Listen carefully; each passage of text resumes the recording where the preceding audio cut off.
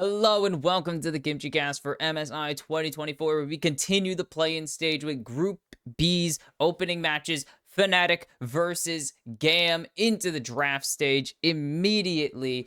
And before they showed the iconic game from Levi from back Worlds 2016, MSI 2016, one of those two, I think it was MSI, where a Nocturne absolutely punished Fnatic en route to a very big GAM victory, and Fnatic immediately banning it away. Levi's one of Levi's best champions by far is Nocturne, and he's not in a bad spot at the moment. So I think it is a good ban, even if it does seem a bit out there and a bit targeted to say. As that will be Razork onto the Vi, and that's going to be Kiaya locking in a Rumble for himself. And if you notice, the lineup has changed a little bit. VC has had a little bit of a shakeup. So a lot of players here, it's complicated. That will be Emo onto the Tristana here, and that's going to be Noah Jun locking in the Xayah Rakan for themselves here. And so bot lane already prioritized from Fnatic. Noah played very well to get to this point of the season, and they're going to give him a very nice carry to really open up this draft, to open up this tournament with. And a lot of faith put into this bot duo here. That is a high we want to win through team fighting kind of draft already. And the Maokai going to be locked in for Levi here. Often fumes. I sprayed this down just like a couple minutes. So it's very fragrant. Azir and Nautilus band. Humanoid, like most mid laners, has an Azir that can do quite a bit.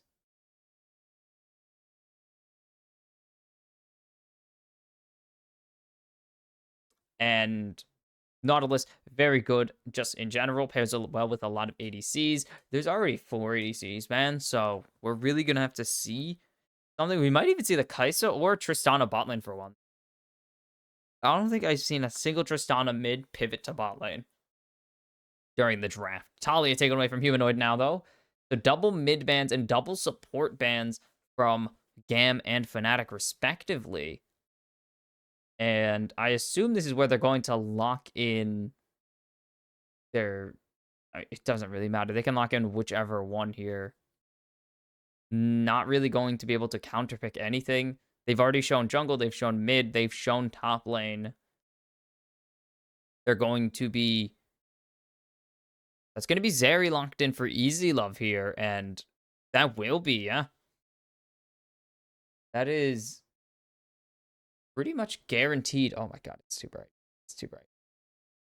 That is a guaranteed Trist mid, and that's going to be Ornn and Wei locked in. So Wei into Tristana, Ornn into Rumble. We haven't seen a ton of Ornn this season, actually, which I'm very impressed by. Ornn is not in a bad spot.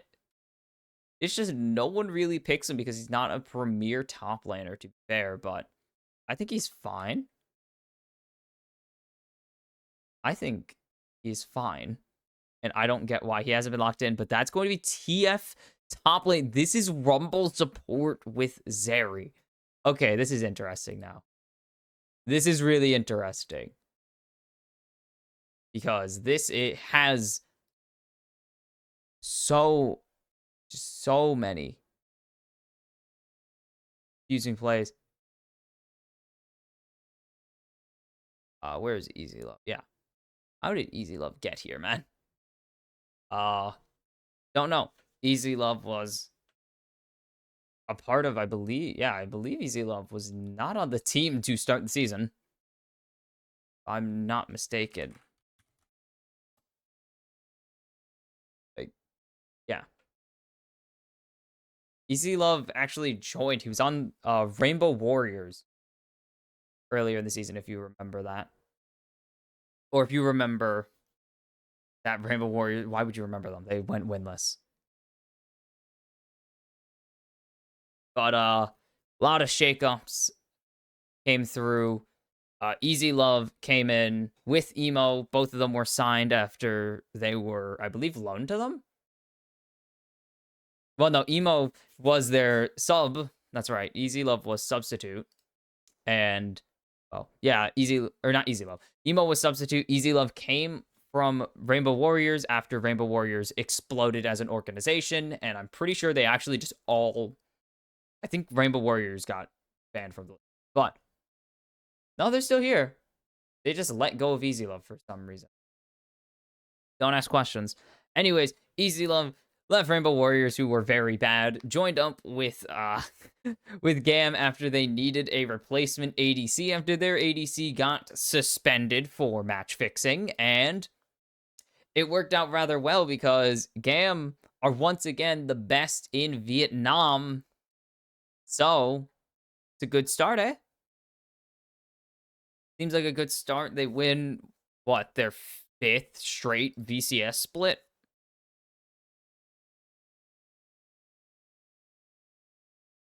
Yeah, 5. Because of, jeez, oh, this is the draft cam. Oh, no. There we go. Yeah, 5 straight VCS championships now for GAM, and they are looking to once again make a statement, but it seems that missing out on 3 consecutive international events has really hindered the VCS because the VCS have not been not even living up to the expectations. They haven't even become close to those expectations from the early years where they were maybe not favorites to do much, but they had a lot of potential to be upset, to have these upsets. Yes, they beat, I believe it was, what, top 2 years ago at Worlds and actually ruined their advancement to, ooh, nice dance from Emo there. I don't know who's calling me. Someone's calling me. Hi. But they ruined Top's advancement to the knockout stage back at Worlds 2022. But since then, they've been rather underwhelming, getting knocked out by the LLA last year at MSI, which that is Rainbow 7. Rainbow 7. What? Leave me alone! Ah! Why are they calling me? Hold on. Actually, I know why he's calling me. Give me 2 seconds. Give me 2 seconds. Okay, I'm back. Hi. Sorry, I had to do that. Had to do that really quickly. There you go. That's better. Okay. Back to the game. I don't remember what I was talking about. I got distracted and I was yelling about VCS stuff. Oh yeah, VCS falling off internationally. And so they've got to really reel it back in. Is Elio getting the harass in there? It was hard to tell, but Elio getting the harass in. As Emo and Humanoid gonna go for another trade here. Uma going to force to pop more potions and biscuits because of the aggressive trade patterns that Emo's able to take with the bomb. Oscar isn't getting the push, and he's getting his wave stacked on by Kiaya, so slow push has begun for the Twisted Fate in the top lane. 2 slow pushes going on. One of them is very much in the works. The other one is just a stacked wave at this point that is going to crash. Noah should be able to grab most of this wave, as Oscar is just being bullied off wave. This is kind of the Twisted Fate that most people are used to in the top lane, at least. Oscar, I don't know. Okay, I did say I wanted to see more Ornn. I don't know if Ornn into Twisted Fate is exactly what I was planning, though they did blind this one, which was a really good use of the Rumble, actually, the Rumble first pick. As Jun going to jump in onto Elio. There's the Feather Recall going to land the root, but now Noah going to get jumped on by Easy Love, and Fnatic going to win that trade out pretty easily there. Elio still has pretty good effective health because of his shield, but ooh, and Razork going to get warded on, actually, so he can't go for the Scuttle Crab here. He's actually going to go for a loop around, though, as he's going to try and punish Kiaya. Razork has beautifully weaved around, and now Kiaya going to get jumped on. is no chance he's gonna flash away from all of this. Razork flash follows, and Kiaya has the damage with, or Razork and Oscar have the damage, and it's gonna be first blood over to the Vi, as Kiaya doesn't have the vision in the places he needs it. And now Jun getting the jump onto Elio and Easy Love, but no feather recall roots coming through. Oh my god, I can hear the Chinese casters. And it's going to be another good trade in favor of Fnatic. Jun going to get double Electro Harpooned, but nothing too bad from him. As now Emo getting the jump onto Humanoid, and that's a fully stacked bomb, but is not going to be able to win out that trade. Gets a QQ to the face and a nice shield from from the Waypool, as Levi looking to punish Razork here. It's going to be a smite fight here. And he's going to land the Q smite. Now he's got to get out with his life, as here comes Oscar Renan. Humanoid not going to really be able to rotate over, as Levi, there's the flash coming out, and I think Oscar has got this in the bag here, as there's the punch coming down with the severing bolt. Humanoid going to continue the chase here. There's the flash, there's the maw! There's so much damage, it's so close! But it's going to be a trade. Levi will fall. Kiaya, there's the spiraling despair. And it's going to be a kill for Humanoid and Razork. And in the bot lane, the supports have been sent to the Shadow Realm. Noah, so low on health. So is Easy Love. This play can go either direction. It's really just up to who's going to execute. And the flash away. The Feather Recall leaves Noah and Easy Love at 1 health. Oh my goodness, how do they barely dance around each other's health bars like that? Too perfect. And this is too perfect.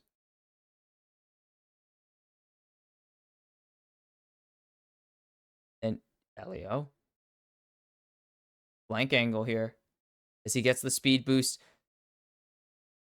They just need to get Noah out to safety, but I don't think Noah's going to be out to safety here. There's the twisted advance, and the Bramble Smash will finish off the ADC of Fnatic. Tried to get that last wave, couldn't get the recall in. Doesn't really have the ability to just jump away. Doesn't have the Feather Storm yet. So this, okay, we're going to go back to the top lane play. So Levi should not have been where he was. Let's get that cleared up. A good dodge on the whatever little damage there was, but a great flash engage by Humanoid. And then Razork kills with the not concussive blows. And then Kiaya just gets everything thrown at him. He dies in the top lane. So what's this play up here? I'm going to say denting blows. Or excessive force. So Elio gets jumped on, flashes away. How does June die? We don't have time to talk about how June dies, as Kiaya is getting jumped on right now. There's the Orn Horn. There's the cease and desist. And Oscar's going to pick up his first kill of the tournament. As now the jump coming in. Here comes Humanoid. The severing bolt will destroy Elio's health bar. Easy Love going to run into the face of Humanoid. I don't think that's where he wanted to go. The cube will land. Does Humanoid have anything left in the tank? He has the spiraling despair, and it's Easy Love going down as Humanoid goes on a killing spree. And Humanoid is just playing that damn good right now. 3-0-1 in just 8 minutes. Fnatic up 1,500 gold already. And Levi's just gonna have to grab these Void Grubs and compensation? Something. It's not really the right word for it, but Void Grubs are Void Grubs. GAM just cannot get anything going here. They are getting absolutely destroyed right now. And the positioning, they're just so aggressive, but they don't have anything. They don't have 6 on Rumble. They don't really, and even then, they're not going to have much on it. It's not like suddenly the equalizer is going to change the game for them. Like, they have no tank besides, they have 1 tank. They got Levi. They have 1 engage. They have Levi. Like, it is really, really bad for them. There. it is really bad looking for GAM right now because they have so much put into damage here. And it's really come down to the junglers. Razork has been so instrumental in getting Oscar Renin out of what was originally a very bad lane state, where he was getting his wave stacked, he was getting slow pushed, and eventually crashed on. He's in such a strong advantage now. That Kiaya going to get jumped on by Oscar here. You see the level discrepancy on top of just the item discrepancy here. Even though it is 80 Twisted Fate, so the Mercury Tread's not going to do much. It is just for the CC, pretty much.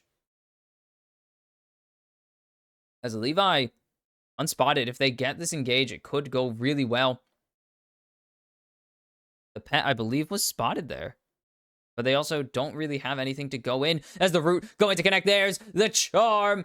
And Easy Love going to be able to just barely run away, as it's just Elio throwing down the equalizer. But now it's Razork. There's the cease and desist. It's going to be flash for flash. A nice ulti, but it's only going to get Razork to safety as Emo will fall. And Fnatic continue to just expand the lead. Razork has Kiaya coming for him. And that will at least be some money for Kiaya. A nice shutdown there onto Razork, but is that going to be enough here, really? Is the question. It's only 450 gold. Kiaya will be an issue. Yeah, there are just games, even when Twisted Fate gets a little behind, that he just has so much value in spite of it. The ability to just teleport to wherever and instantly throw down a stun and a lot of damage on top of it is really valuable. So it still is playable for GAM. It's not optimal for GAM or ideal. So Levi playing very aggressive here. Elliot doesn't have equalizer and there's no buster shot from Emo, so I don't see an angle. They only have the Twisted Event or the Nature's Grasp. I don't really see an angle where they go for this yet. They need to really, really nail these team fights right now because they are so behind as well. So if they're going to engage, they really need to be confident that they're going to land it. And Noah is just going to bully Easy Love off the wave there. As Razork is coming in. It's not really a lane gank more than it is just a gank, but they are setting it up for a lane gank. But now Razork spotted, and it will just be a pivot to the dragon angle, I believe, for Razork. Can't tell. This is really high quality production. It will be Razork starting up the Drake. Levi has Kiaya in a great position here if they want to try and lock down this Ornn, but they can't. Great buffers there by Oscar to prevent any CC from landing onto him. And Oscar just sucked it up until he had a jungler ready to help him, and now he's in such a good position. So far ahead. As Oscar gets a bit of poke down, as here come Razork and Jun. As Easy Love going to get out to safety, had the dash available if he really needed it as well. And Noah's finally going to get to hit this turret, and that's going to be a lot of damage onto this turret. As Humanoid has already been trying it, and there's everything landing. Flash out from Humanoid. Emo is going to cease and desist, as it's going to be Razork picking up another kill. It will be traded. As there's the ulti. Kiaya is going to get juggled by Oscar. The stun will come through, but I don't know if it's enough to keep him alive, but it just actually will. The potential of that to go horribly wrong is so high. But it doesn't. It just barely is enough to get him out with his life. Jun, good block there. There's Easy Love, nice dodge. But there's the quickness coming in, and there's the full combo coming in from Humanoid, and it is just too damn easy for Fnatic right now. Easy Love is going back to spawn. Am just cannot play their game. They don't seem really... It doesn't seem like they really can play their game. They're going for a ton of things, and none of their plays are working out here. the flash for flash and then cease and desist coming out. It doesn't feel like GAM are really making any plays that are going to work out. All of their plays have backfired. They felt pretty not good, to be honest. They felt really bad. They've looked really bad. And it's reflected thoroughly in the kill score and in this gold advantage for Fnatic. Almost 3,000 already, and we're just 15 minutes into the game. They are just tearing apart GAM at the moment. Humanoid, why does his autos... Looks like they're doing a lot of damage to them. He's going to kill this entire wave, letting the wave die to turret as well as much as he can. Prevent as much CS going over to GAM possible. About a 4,000 gold lead now. It's actually been expanded. LLL has some good damage, but not really who you're looking at to do a ton of damage at the moment. There's the Severing Bolt, and now Jun going to land the Airborne onto Levi. Levi forced to flash away, and Fnatic just have full control of GAM's bot jungle right now, but there's LLL. Has the flash available, and he will use it after getting cease and desist. It dodges away from the Severing Bolt, and there's the Nature's Grasp. If they can get Razork, this would be huge. Here comes the teleport from, I believe that is Emo and Oscar teleporting in right now. Jun, the quickness not going to hit anybody. There's Kiaya going down, though. He tried to jump into this fight. It just does not work out. Emo going to go in. The Buster Shot will eventually lead to a kill onto Noah. And now they have a chance to go, and they need to get rid of Oscar, though. And there's no CC to stop him. The lightning crash comes down, but it's not going to matter. Razork has one. Levi's going to be able to trade one in return. It's a 2 for 4 in favor of Fnatic. And it's just Levi as the sole survivor for his team. Fnatic, again, just getting a nice cash injection there. They will have to give up Humanoid Shutdown, but they still pick up 4 kills. There's so much going on. The cease and desist into LEO. Dodging away from the Severing Bolt. There's no Severing Bolts connecting at the moment. And then the double teleports coming in. And then Jun gets a nice engage onto Kiaya, denying Kiaya anything. Great cleanse there by Noah, actually. And then the Severing Bolt will pick up that kill. There's no Feather Recall available, so Noah will eventually fall to the Buster Shot bomb. But then Oscar, no CC is on him. They threw everything. They threw the Buster Shot into Noah, and Levi's going forwards. There is no CC to stop Oscar from recasting his ultimate, and or to kill him. If they just killed him, they would have canceled his ulti, but that wasn't going to happen. And a lot of damage going out, but no real anything else coming out. They got 2 kills, yes, but that's really it. 1 kill onto Levi, 1 kill onto Emo. It is not looking like GAM are able to do much of anything. They're really shaky right now. They're not playing very sound.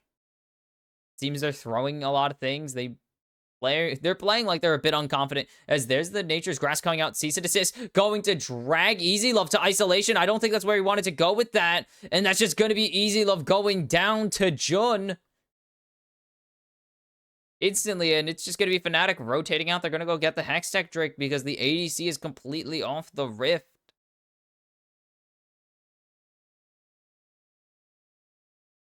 What the heck is Easy Love doing there? Peeling out from his... Not even peeling completely away from his team. As this is going to be Soul Point. I believe Soul Point for Fnatic now.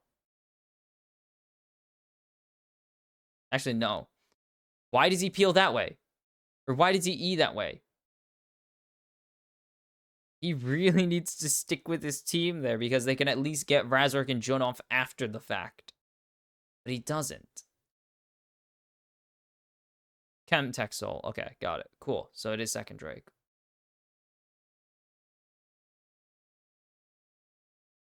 And this is kind of the issue. They have no real team fight set up besides the Nature's Grasp. As Emo is just going to get locked down. Nice Buster Shot, actually. Into Levi. Or from Levi. Or into Levi. Yes, literally into Levi. And Ignite going to get burned there. And so Fnatic just going to disengage. They get Summoner still. They burn absolutely nothing, and they get a Summoner and an Ultimate out, as Kiaya's in a terrible spot. Kiaya, I think, is going to fall here. He's waiting for the stun. And the recast isn't going to come up in time, actually. Kiaya just got the solo. It seems so unlikely. But he just has the damage, just enough to shred through Oscar's health bar. And that is a game of inches. Good stun there. And then the slow means that he's getting airborne. So what happens here? He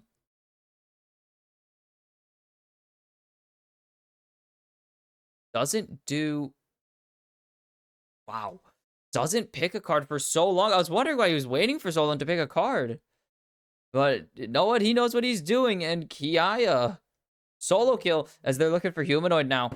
And there's the jump. I don't know if this was a good thing. This might be a bit too aggressive as there's going golden from Humanoid. Kiaya's just going to peel away so he doesn't die. And it's going to be a shutdown going over to Elio.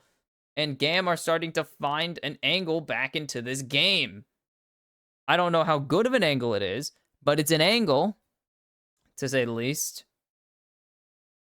Damn it. Ryan Mount. Damn it. And this is kind of what I mean. Even when they put the TF behind or tried to put him behind, TF is very valuable. I've seen TFs go like 0-6 and still be able to play the game. If you're wondering, it was because it was Zothiv. He had a series where he was just getting absolutely targeted on the TF top lane, and it did not matter. He came back and just curb stomped his opponents. TF is really valuable. As long as he gets his items, you could put him behind pretty much as far as you want. As long as he's still relatively able to just function and ulti, he will always be in the game. And there's really nothing that Fnatic can do about that. And there's not much a lot of teams can do about it. Because TF just really does want that Kraken Slayer. Because as long as he has that, he has utility. He pretty much just pretty much needs attack speed because he has so much value on his W. But it still is a 3,000 gold lead. Still very difficult for GAM to play this game. I mean, the Trist, absolutely useless right now. Half item behind. And is just not doing anything. Easy Love is not doing anything. He just got his second item up. He is 50 CS behind. In a wave, he will be 50 behind. And the pace is just not there for him. Humanoid is so fed. Humanoid 6-2-2 on this wave. Or 6-2-6 on this wave right now. Going to be able to chunk Emo out, and with Razor coming in, this wave is not going to get cleared, and that will be the tier 2 and bot lane down. They have one tier 2 left in the top lane, and that is it. GAM are really, really needing a miracle to come back in this game right now. As they're going to start Baron. They don't know. But the teleport coming in, and so now they know to pull the trigger here as Emo has teleported up the top lane. They need someone to be a big brick wall to prevent Fnatic from just running at them after the fight ends. There's the ulti. It's going to connect onto 2. Are they going to be able to get out in time, though, is the question. Fnatic tried to stop them, but GAM go for a big swing, and they hit a home run at the moment. Okay, not a home run. As of now, it's like a stretch double. I would say this is a stretch double for GAM right now as they pick up a sneak Baron. They will have to give up soul point for it, but they get the Baron, so they have that extra wave pressure. They got a cash injection. They got a stats boost right now. They're going to have to worry about this Chemtech soul, though. They're really going to need to make this Baron count now because they had to give up the Drake for it, and it was a soul point Drake as well. So they're going to really need their side laners to pick up some insane value here, or they're going to need to win a team fight so hard that it just destroys Fnatic. As I just got 10 gold. Just got 10 free gold, probably. Oh, his control word. Is their humanoid will spot out Kiaya. Pretty easy, just able to push these waves back. As Levi's so out of position here, and Levi's just gonna die. Levi burns his flash there, too. Interesting positioning and strategy from Levi there, as he saw Kiaya backing up. to the wave. I don't know why he did this.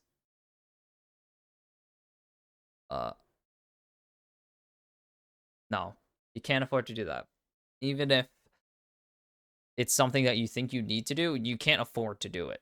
It's more valuable to, it's way more valuable for Fnatic to punish this than it is for you to even succeed with the play. So you should not be going for that play. Because all you do is get a blue buff. You literally just get a blue buff out of it.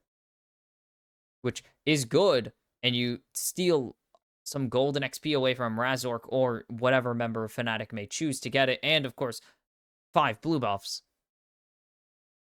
But you also just gave over a Baron buff. Or you gave up a Baron buff. You didn't give them it, but you surrendered your Baron buff, even if you're not really pushing any of the waves. The threat of having the Baron is more valuable, and also the gold lead is it was shrinking, and now it's growing. That is kind of the thing that GAM need to really worry about. Why is this production so ass? Whatever. Really need to figure out what their win condition is, because I can't really. Emo able to push in this wave. Baron buff now gone off the map. They got about 1,000 gold in there, or they maintained about 1,000 gold over Fnatic there throughout that entire 3-minute stretch, 2-minute stretch.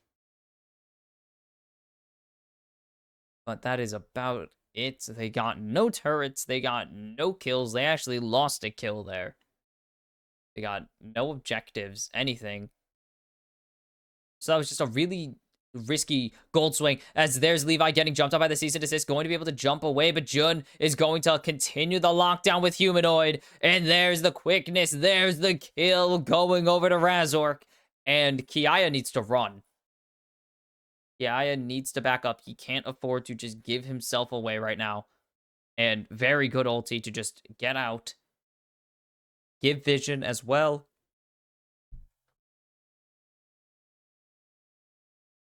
Ugh. Giving vision on or for GAM to see what they could do, what they want to play around, as they just really need to play safe. Chemtech Soul, not the worst soul to give up. You might actually, that might be one of the souls you're willing to trade Baron for, or trade for Elder Drake in 5 minutes. It is really going to depend. And is that an... No, that was a Frozen Heart finished. Okay. Why is Jockshows at the back?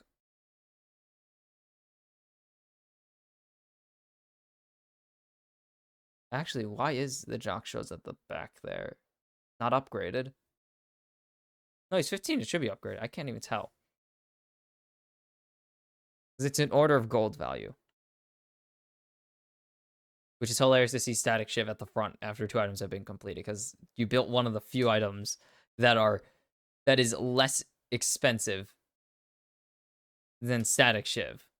Static Shiv is 2,900. You built a 2,800, man. It's crazy. As there's the nice Q flash from Razork, and Elio's just gone. Gonna throw the equalizer. It barely did anything. And Kiai actually has to back up here. There's a lot of damage coming out from Kiaya, but there's a lot of damage coming out from Humanoid and Razork, and it's going to be a 2v1 clean for Fnatic. It's a clean 2-0 for Fnatic there.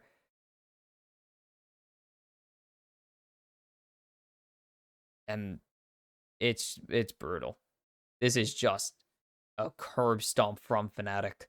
GAM have had so few moments in this game that it's just depressing. Is Emo just going to finish off this turret here? And Emo needs to run. Not that way. Oh, that's not good. Drake's Soul finished off by Noah, and that will be Razork going on a killing spree, and it's bad. It's going poorly, really poorly. It's gotten worse somehow. Levi going to throw out the Nature's Grasp, but it's going to just be blocked by Jund. He's forced to flash away already. Now the teleport coming in from Kiaya here. Oh, no.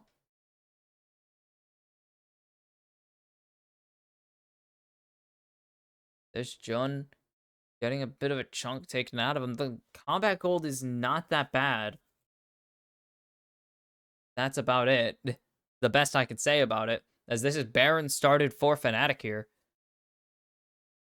And there's no way Levi gets in the pit here and steals this. They don't have anything.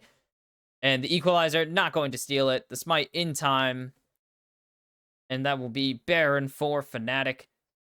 And this one's going to be good. Kiai is just going to have to run across here. Has to run through tower.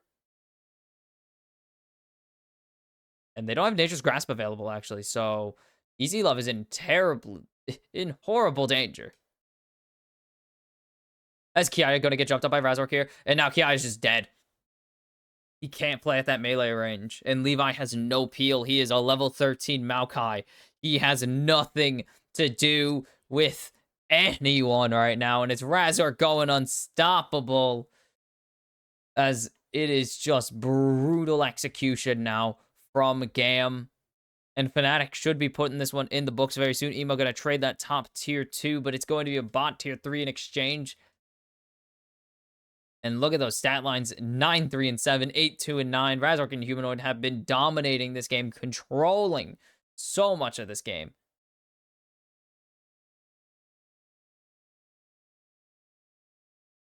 And that's going to be the bot inhibitor down for Fnatic.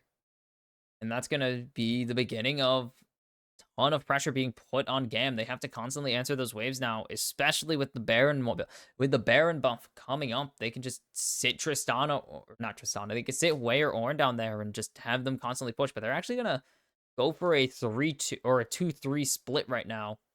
Maybe turn it into a 3-2 with Razork rotating up and hanging around in the jungle. And yep, that's it. Upgrade from Oscar. There's the Death Crown. Yep, because it technically costs 0. That's why it's at the front. And it's a 5v3, soon to be a 5v5, as Kiaya needs to recall. Fnatic can end the game right now.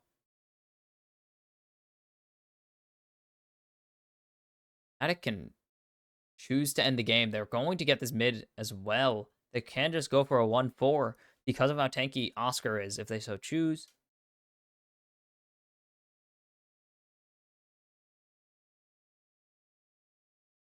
Kiaya just gonna go and destroy this bot lane, try and save it for as long as possible. As the super wave is going to catch them. Elio's, oh, that does nothing. The Equalizer does nothing there. The minions are way too tanky, and Kiaya is just going to try and keep this push going. But it seems like even with Kiaya, if Kiaya returns, it is way too late for GAM to save it, but they will at least get teleport out of Oscar. But it's a 37. Yeah, 3,700 gold swing for Fnatic on that Baron buff. 3,500, give or take. And it's an 8,000 gold deficit for GAM right now, and that is kind of just how the game has gone. 22 kills to 9 in favor of Fnatic is very much not what you want to see, but it is how it's going to be for now. They're just going to keep the pressure on. They have a minute 40 till Elder if they even need it. I don't think they do. I think they can end. Noah, 5 items, or well, 4.5 items, just waiting to upgrade to a GA from the Steel Sigil. As there's the Ornhorn coming in. Elio flashing away, but he's gonna get Q flashed on by Razork, who is dominating now. And there's the Nature's Grasp. It's not really gonna do much of anything, as Fnatic, no minions, fighting under the turret. Emo gonna jump away to safety. Easy Love is trying to output the damage, but it's not gonna be enough. It's a double kill for Noah, and it's a triple kill for Noah as Fnatic make it official. 1-0 lead over GAM, and they are 1 win away from the qualifier match. And they made it look pretty damn easy at all stages of the game. There was really nothing GAM could have done to stop them. And Fnatic play a pretty clean game there to insert themselves into the win, or to get themselves in the win column early.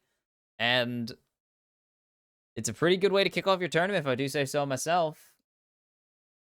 Humanoid hasn't been to, or yeah, Humanoid hasn't been to MSI in a little bit, so it's nice to be back and leading a team of pretty much new players. Not new as in rookies, but this is a pretty new thing for them. This roster is, I believe this is their second season together for the most part. It's complicated. I don't know. Passage of time is fake. But GAM really had nothing. They fell behind super early. Razork was everywhere on the... He was so busy. TI was getting a slow push going in top lane, so Razork beautifully dodges the vision and absolutely smacks him back to reality in a pretty nice gank. And they're actually showing it. I'm not going to show it here because I'm lazy.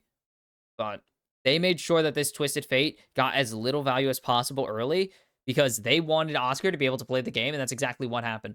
And I think one of the things that costed Fnatic or GAM here was their positioning and their play calls. They called for some really weird engages. They positioned hyper aggressively with a comp that should not be positioning that aggressive with triple range. Like, they have 3 marksmen. They should not be positioning that aggressively for the style that they had, where it was 1 Maokai and a very weak Rumble. They should not have been trying to go in as much as not as much as they should have, especially into the way who was Gigafed, especially with Razork lurking around the map always. It just felt that they were trying to get something from a play that really wasn't going to work out, okay? Like, that play was not going to work, sadly, and it is how it is. But Fnatic played that perfectly. Again, Razork was an absolute menace. Humanoid, once he got an advantage, anytime he had push, he would rotate to another lane and punish the aggression from GAM. GAM, again, very aggressive this game, and when it felt like they maybe shouldn't have, but it's the VCS style. You go. It is the style that Vietnam plays a lot of, is just they play hyper aggressive. They are very much a fight-oriented region. But I think they were trying to fight instead of getting some clear advantages that they needed to, or without making sure they could have safely fought. And I guess that does kind of show the impact that that the match fixing scandal has had on the VCS with these sudden roster shifts. It was really, these players have been only playing together for about a month or so, and only 3-4 games in an actual season have been, or 3 or 4 matches. It was a couple best of 3s and 2 best of 5s for GAM, and that is it. They are really not on the same page, it seems, with each other, and that is just not the case for Fnatic, who have been playing together for some of these players, for a handful of these players. I believe it's like Noah, Jun, and Razork, and they've been playing together for at least the past year or so. And so they have that on lock. And the rest of Fnatic, the newer members, have been playing together for 4 months now. So they also are with the system. They're with it. They know how to play around each other at this point. And well, that's the reason they're here, when maybe not a lot of people thought they would come this far from the LEC, or didn't even make it this far in the LEC. Most didn't think they would even get to the what do you call it, to grand finals, or not grand finals, but to spring finals, and they made it. Got smacked by G2, but they made it. And it comes to show that they know what they're doing still, even if they can't beat G2, which is super common for a Fnatic. My goodness, can this team never beat G2? But Fnatic used superior team play, coordination, and absolutely smacking the mess out of their opponent after a while to dominate game 1 and put themselves on match point. Will GAM answer back in game number 2, or will we see the 2-0 sweep? I will see you then. And we are back for game number 2. Fnatic up 1-0 after a dominant game 1. This is the KimchiCast. I'm your host, Box Kimchi, to bring you to today's action. from MSI. Jesus Christ, words are so damn hard. And GAM take the blue side, and they are going to instantly ban away the Vi. And in response, Fnatic take away the Rumble. It didn't get out of hand in Elio's hands, but they know that Kiaya, if it was left up, would have been more than fine with taking it for himself had the team wanted to go for a Rumble. And you don't give Kiaya a Rumble is a lesson learned from most teams who play against GAM. You don't give him Rumble. He actually is really good at it. But Fnatic, no stress. They're going to just run it back. 3 picks already from the previous game. I don't think Tristana is the angle here. I'm not a big fan of it. I really do not like it on this team. I was not a fan of it when we were watching it. I'm not a fan of it still. I don't think Emo did nearly enough to justify any reason to worry about it. And I don't think the Zeri was... I think the Zeri was much of the same. There was no reason for Fnatic to worry about facing these champions a second time. And with Kalista being nearly a permaban, though, Kalista was actually very well controlled yesterday in the hands of, I believe it was Betty who played it. And it was actually very much under control from FlyQuest. Did a really good job at stifling it. And this is going to be Veigar support. Okay. Elio has taken the Veigar support here. I'm interested. I don't think Veigar got a single game in the VCS, and I don't think many have played the Veigar support, and Razork's just gonna go back to comfort here. He's gonna go back to the Xin Zhao, which he's played plenty of times over the course of his career, and plenty of times this split. And it's gonna be Maokai taken away from Levi. They think that it's still not good to give over that Maokai in case Levi does get into a more advantageous position. It's something they need to respect. Even if it went very poorly last game, they need to worry about that specific pick, I think. I don't think they ban the Nocturne. I don't see an angle where GAM go for a Nocturne here with the triple squishies already locked in. They need a Sejuani in the jungle right now, is what it seems. Is they're going to lean towards this Sejuani and just go with it. And I don't know if Fnatic's going to give that to them, actually. That is going to be an interesting thing, is if Fnatic give over this Sedge and instead just worry about getting rid of top lane options. They're going to get rid of Levi's Karthus. I love that, actually. I do love that. 2 games, they've banned specifically Levi things, because I don't think anyone else is really playing Karthus at the moment. I don't think many people are playing Karthus, so, to get rid of that Karthus, pretty hype. Just having to respect Levi's gameplay, like, just weird picks that only he really goes for. I do believe someone else has played Karthus. There are definitely a few Karthuses this season. One Karthus it lost, it's probably Levi. It's Grell. I remember I casted that game. Oh my god, that was fun, though. It is going to be Talia locked in for Humanoid with the Azir banned. Again. Azir getting banned, just a really big deal, to be fair. Just need him gone. He's way too good if you don't have a specific plan to get rid of him. That isn't banning him, of course. Unless you have something to draft into him. This is going to be Brand Jungle. This is the Brangle, the Brungle.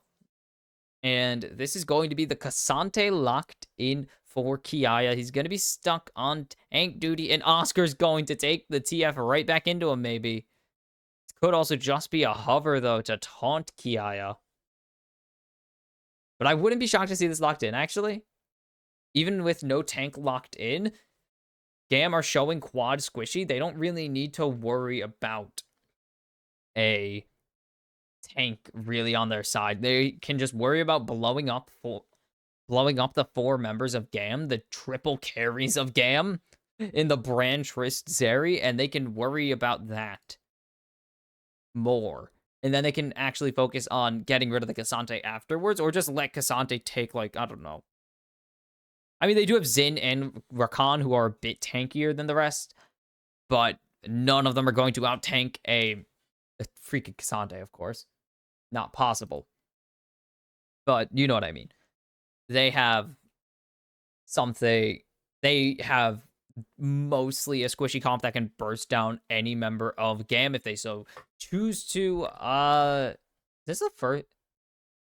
I do want to see. I have to see when brand has been played internet. I will check actually, because this is the most brand we've seen.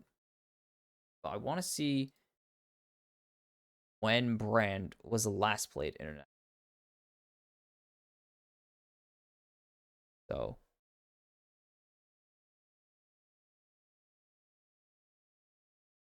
I'll check this while we're waiting. When was the last international brand we've seen?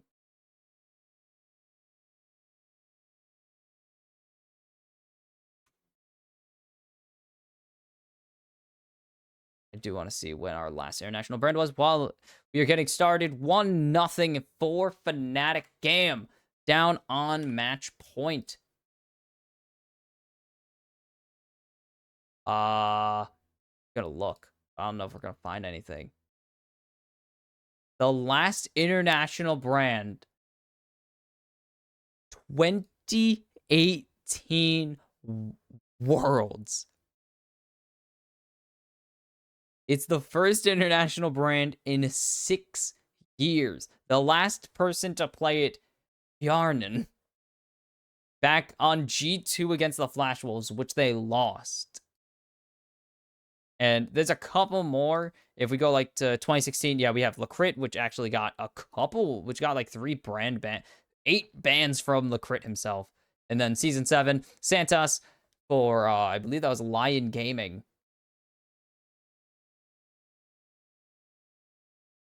Had to be, right? Had to be on Lion Gaming. No, Virtus Pro, and then newbie on ISG on Isurus. And Dara on Rampage, I believe. Yeah, Dara on Rampage. So Latin America, a lot of brand in their history, but this is going to be Vietnam's first brand that they've played. So interesting. See how this is going to go. I'm intrigued, to say the least, as this is going to be Emo instantly getting aggressive, but here comes Oscar Rinnan, the lane swap strategy, the lane swap shenanigans, however you want to call it, as there's the flash in from Humanoid, there's the red card, one more auto, but it's not even going to be needed. Humanoid first blood on Emo, and that is huge for Humanoid to just instantly get this thing going, kick off the chaos. And Levi is low health, brand clear, not great. But the Cassandre is going to be miserable in this lane swap, while Elio and Easy Love have already started with the farming of the top turret. Already one plating down. Isn't going to be great farming, as here's a 4-man dive. Fun Kiaya. As Oscar gonna go low, and Razor gonna finish it off, forced to flash out. It will be 2 kills early to Fnatic. They execute the dive to perfection. And this is lane swap, baby.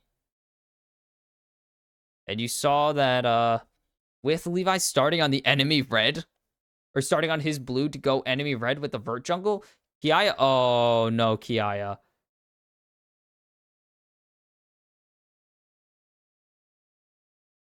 Kiaya, no. No. Kiaya. It's not what you do. You give those plates, man.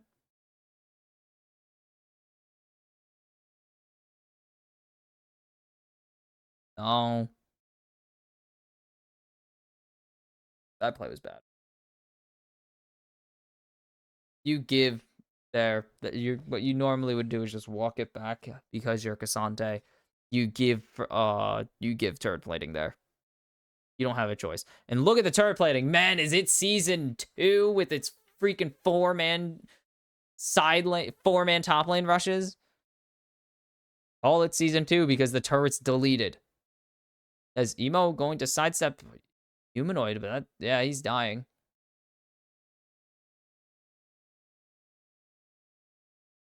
What is... Yeah, Elio not going to get his reset in time. And Humanoid... Emo tried to go in there, and Humanoid lays down the Unraveled Earth, and this is not going well for GAM.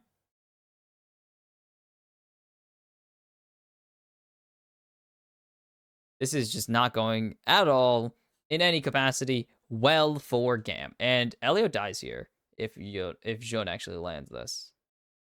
No, Elio lives. There's no chance. Ooh, good stun at least going to connect.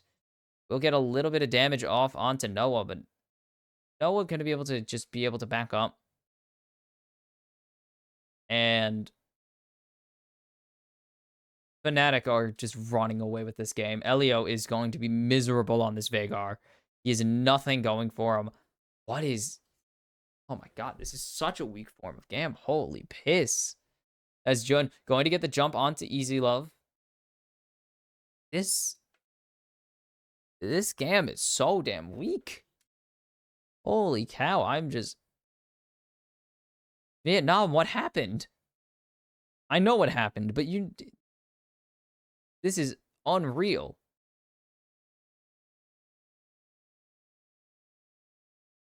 As there's a nice seismic shove combo from Humanoid there.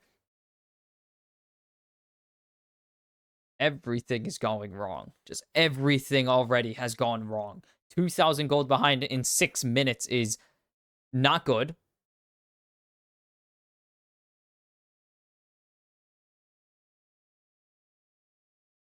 And now Humanoid going to continue the positioning. And there's the Weaver's wall. Nice buster shot, but there's no jump there for Emo. And it's going to be Humanoid already on a killing spree. Just 6 minutes into the game. Killing spree for Humanoid. And call it whatever you want. I'ma call it in the books for Fnatic. I'ma call it in the books because this is done.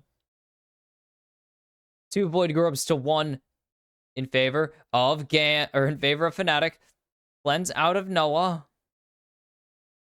There's just nothing here as Levi going to dodge away from the seismic shoves. They're not going to get comboed. That one looked weird. That's the heal coming out. They're going to go for a hyper-aggressive play here. There's the cage onto Humanoid, and they will be able to get something onto Easy Love. It's a shutdown for the ADC of GAM. And that's a lot of steals from GAM there on the Raptors, but they're still not in a great position. It's the start of something.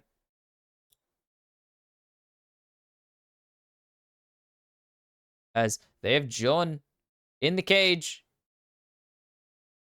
And they will get Emo some platings here. That bomb did 0 damage. Holy cow. Oh, my nose. That's not good. I think that's bad. Right. If I had to say, that's probably bad.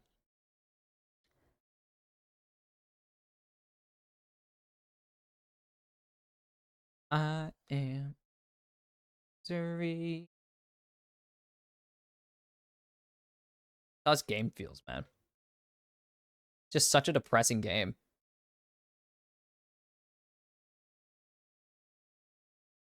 Yeah, gonna try and go forwards here. He has the Q3. As misses the Q3. Can he pick up this kill here? No. Why did he not Q3 before ulting there? Yaya. The heck? Flash out.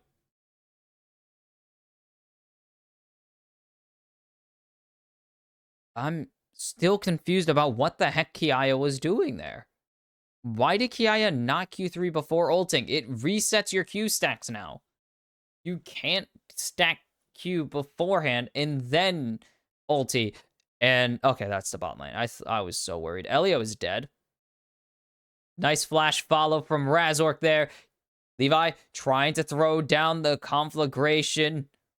But it's going to be a double kill for Razork. Easy Love. The cleanse is only on the airborne, man.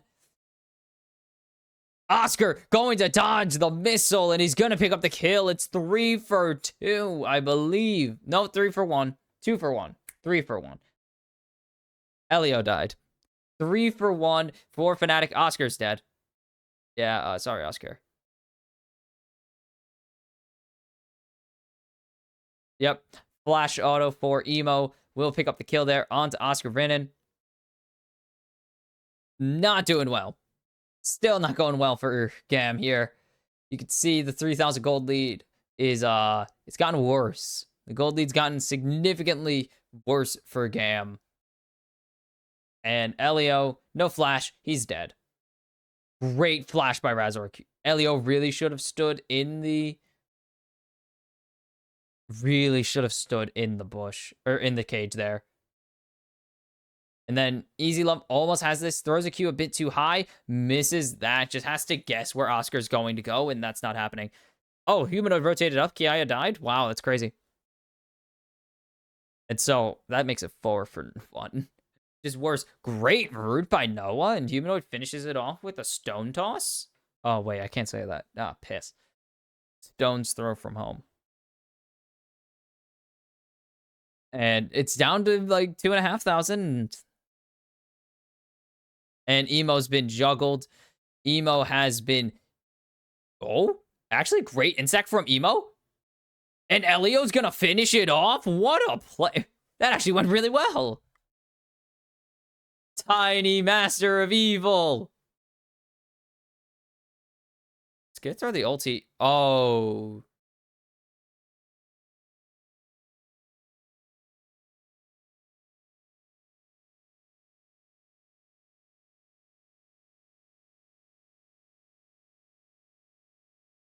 Ooh.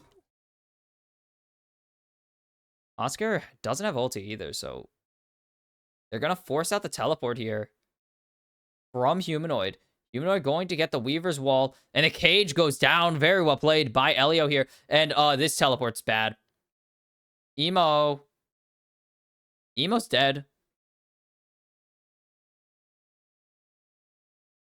And that's what I mean by maybe some coordination issues by GAM. They've barely played together. Razork jumps onto Levi. There's no ulti available. Good flash there, though. But does Razork still have the mark? The mark goes down, but Levi's in a terrible position now. Doesn't even get the stun off. And it's going to be Noah picking up the kill onto the veteran jungler. And this is... Oh, Kia is dead. Oh, really does not want a W there. As Oscar going to land the stun. So much damage already. Kia is so low. Waits for the wave, and this is the end of Kiaya as we know it. Humanoid's going to pick up that one. His 6th of the game. His 15th of the series. Noah's just soloing Easy Love as he goes on a killing spree. And this is just miserable. This is just bullying Fnatic. But you gotta win the game, so... Fnatic obviously not going to just take it easy on any given team. Emo gonna farm plates in bot lane. And he's threatened by Oscar. Oscar's only level 8. That's the lane swap. That's a lot of damage onto Oscar and a plating over to Emo again.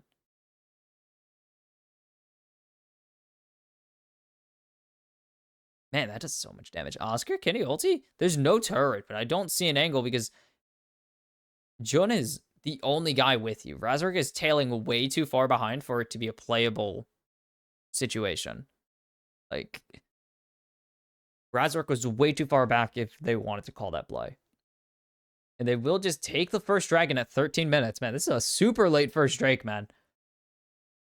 They've been too busy killing each other to kill a stupid dragon, so it makes sense. Will be a turret up in top lane. Kiaya hits a Q3 here. I don't think he wins this. There's the all-out, though. And he's actually going to be able to escape. Only using the all-out. Not bad. Humanoid burns the Weaver's Wall, so ulti for ulti. Not bad for GAM, but... Oh, we're going to have to talk about this one, eh? Boom. Lightning crash way too late. And then just... There's no items. Easy Love has a static shift, man. This is mean.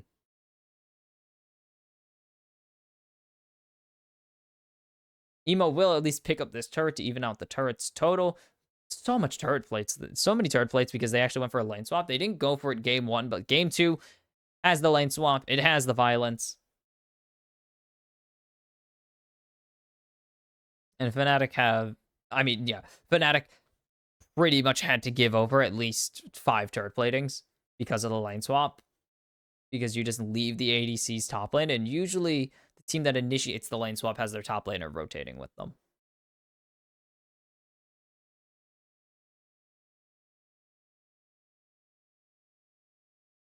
They trap Jun in the cage. That's about it. Woohoo! Rock surfing is like one of my favorite passives. Rock surfing, easily one of my favorite passives in the game. It's so fun. It's goofy and fun. Elio? Cage onto Jun. Not going to get much out of it. Jun dodging everything. He's playing freaking... Dude's playing like Pizza Tower right, or Beats and Shapes, or Shapes and Beats. God, that was so ruined. I butchered that so bad. But dude's just playing JSAB right now. Kiaya not going to get knocked back. The seismic show just a little bit too early from Humanoid there. So they will at least just get some they will just get the teleport out, but they could have got Kiaya. Probably could have punished him pretty hard. Jun gonna face check the bush and take it back. Wondering if someone was in there. No one is.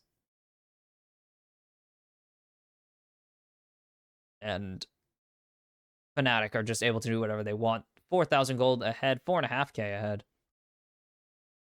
There's really nothing GAM can do still. They need to find a big brand ulti, and they just aren't going to. Fnatic are not in a position where brand ulti is ever going to hit all of them. Or hit enough of them to justify it. There's really no angle back into this game. They have no engage. And you could see, I mean, their engage is cage. That is it. And you can see the win prob. It's, let's just say it's pretty close to 100 right now. It's in the 90s, which is pretty bad for you, actually.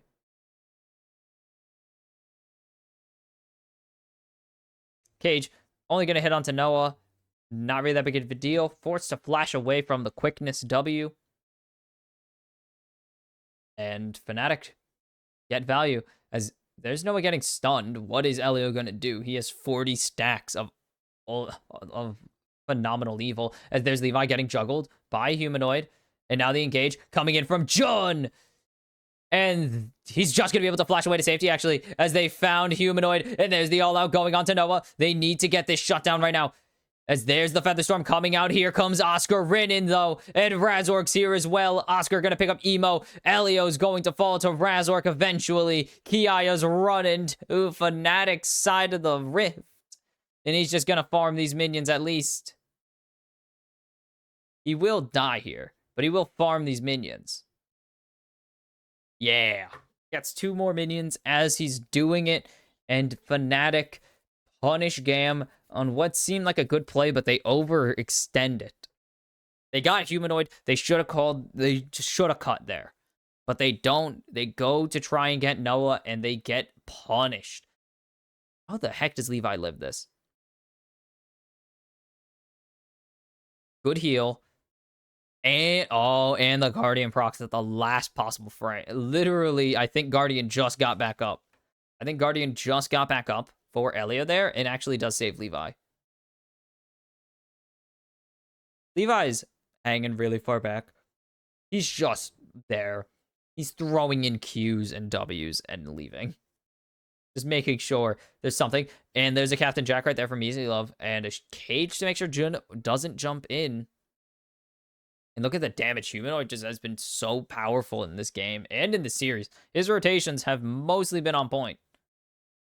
And Fnatic are treating this like a tune-up game pretty much. They're using this to get ready for the powers that be in the qualification match. Emo gonna try and push out this top lane. I don't see it working. Fnatic going to respond with a bot push here. Kiaya can't really stop any of this. And the Rift Herald coming down means that Oscar is getting this turret guaranteed. Emo. Oh, just got bullied.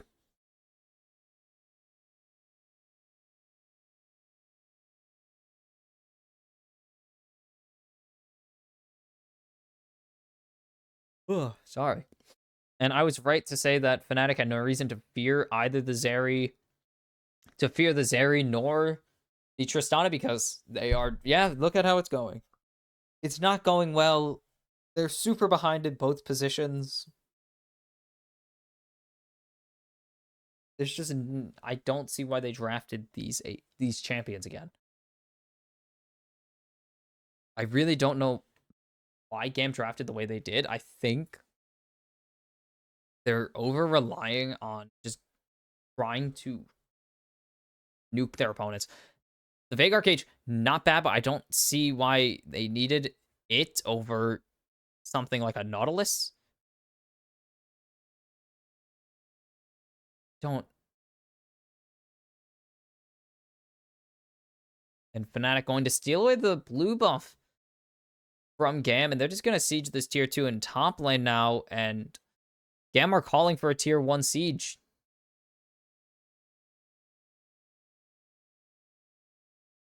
They're going to try and grab this mid lane siege.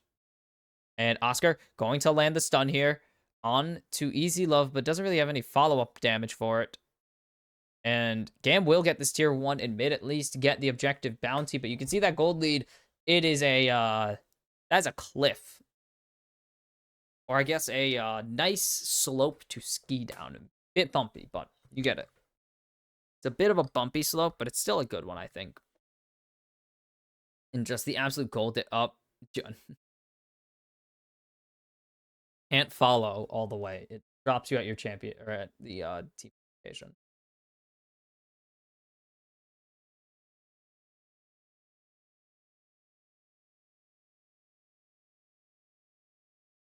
$2,500 ahead on this Twisted Fate is a full item ahead as well.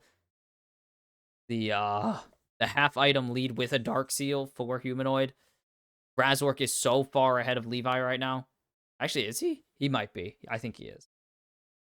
Couldn't check specifically before everything dropped. They try to throw the fight out. Doesn't really have much of anything happening. Gamer just trying to throw pot shots and hope something comes out of it. It's not really going to happen, though. They don't have any engage. They have the Veigar E, and they have Event Horizon and hope that it does something. That is it. Oscar going to actually get the ulti thrown onto him. There's a lot of damage coming out from the Brand ulti, but they're not going to be able to kill anyone here. And now Easy Love trying to go in, but he's going to get rooted. Humanoid has already killed off Levi. It will at least be traded back. Buster shot onto Emo will give it a 1-for-1. But GAM need to find a fight now. And that's the stun landing onto Emo, but it's going to be buffered perfectly. Jun going to get stunned up. Kiaya is going to all out Jun. And Humanoid's going to trade the kill right back. Oscar Rinnan has no fear. And he's going to pick up his own kill onto Kiaya. And it's going to be the ace for Fnatic. Double kill for Humanoid. And he is just the guy right now. He is him for Fnatic. And this is going to be the dagger in the hearts of GAM. Humanoid? No, he's going to live. Okay. Oscar going to start peeling off. Gonna live. Razork going to continue to take this dragon. Oh my god. Razork and Humanoid and Oscar playing on the nice edge there.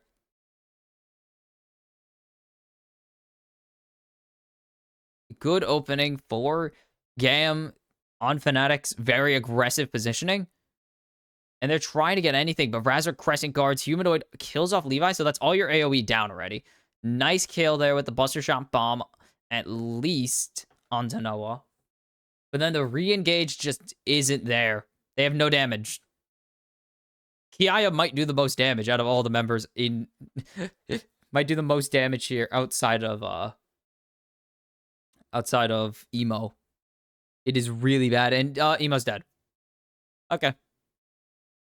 As Jun jumping onto Elio. There's the ulti from Oscar. And Oscar's going to go on a killing spree as he picks up Emo. As Humanoid has found Levi. Levi, the ulti's not going to connect. And the burn is going to be enough. Will at least be a trade for Levi and Humanoid. But That does not much of anything. That doesn't do much of anything, I should say. And Fnatic's gold lead still 11,000 here, as they are looking to just keep the Baron buff rolling down to the base of GAM, put it in the book, send them to the lower bracket, or I guess to the lower half of the group, as Easy Love is getting jumped on, and Oscar will pick up the kill there. He's going on a rampage. Oscar forced to flash away, but Emo will trigger the bomb and blow him up. That will at least stop the siege for now. Don't think there's any way they can catch up here. Elio has some good speed. Kiaya going to land a slow. Noah going to force or get forced to cleanse. And there's the Pathmaker, but it's going to be Featherstorm perfectly. The all-out onto Razork is definitely not the target you want to have it go off on. And now here comes Humanoid. Kiaya's running for his life. Noah's going to pick up the kill there. The Seismic Shove not going to find anything, but it's 4v3 once again for Fnatic. They're going to rotate over to the bot side. They're going to get this bot tier 3. Or at least start the siege on the bot tier 3. There's the Weaver's Wall. Looking for Levi. He's going to get stunned under the turret. I think Humanoid's dead here. Yeah, Humanoid dies. And Levi, solo. Oh, misses that, though. And now Razork going to jump in. Fnatic are just toying with GAM, though. And Evo going to pick up the shutdown there. And 11,000 ahead still. That is crazy. All of that to still be 11,000 behind. That's crazy. Insanity. Oh, wait, hold on.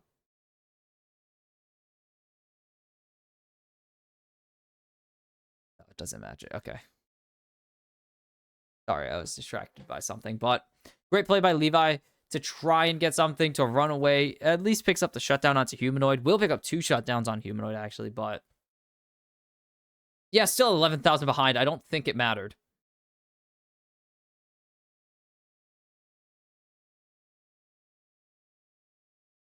They are so far ahead everywhere. 4,500 ahead in top lane now. 3,000 ahead in ADC. That's a problem considering Noah didn't even buy the LDR yet. As Razork going to get trapped here, but the Crescent Guard's doing so much to save him. There's finally his health bar dropping, but now the quickness going in. Jun going to get a lot out of that. Noah's allowed to shred down Emo right now, but they're going to zone him off again. And now Razork forced to run away. There's Kiaya trying to jump, but Jun is going to be able to escape over the wall. And now Noah has Emo. They're going to go all out on Noah, and they're going to shut him down. But it's Humanoid. Oscar ridden in the back lines going crazy. It's going to be 4 members of GAM down. It's going to be Kiaya. Only 1 left. Razork picks up the kill. It's the ace for Fnatic. It's the game, the set, the match for Fnatic. They will face the winner of Loud and Top Esports for a spot in the main event of MSI. And GAM will be awaiting the loser of that match to see who goes home first. Lean 2-0, Fnatic. The kill score is a bit inflated. They toyed with their food, but the series still ends 2-0 nonetheless.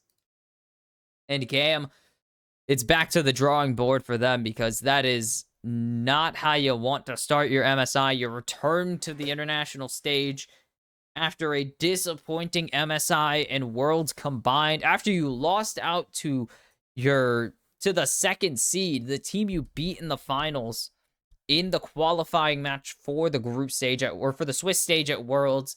This is looking to be another surmounting disappointment for GAM if they do not change paths here. If they do not find a way, this is looking to be more of the same for them. Another international run cut short.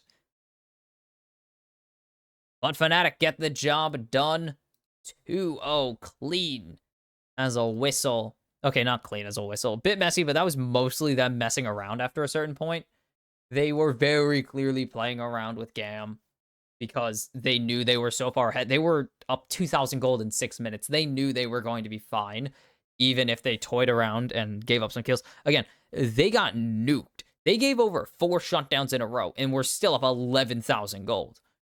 That is how far, like, how much leniency Fnatic had to toy with their food, how much leniency Fnatic had in that game to just do what they wanted with GAM, and that is the end result. A disappointing loss for GAM, a nice win to get things going, to get you prepared for what is to come for Fnatic. And both of these teams, I can't really say Fnatic has room for improvement besides stop playing around, but they were very clearly playing around because of how far ahead they were, and that wouldn't be a normal situation for them. But GAM, they got a lot to tighten up. They need to tighten up the drafts as far as I'm concerned. The execution doesn't matter if the drafts aren't there. It's kind of the opposite of G2, of 2019 G2, 2019 FPX.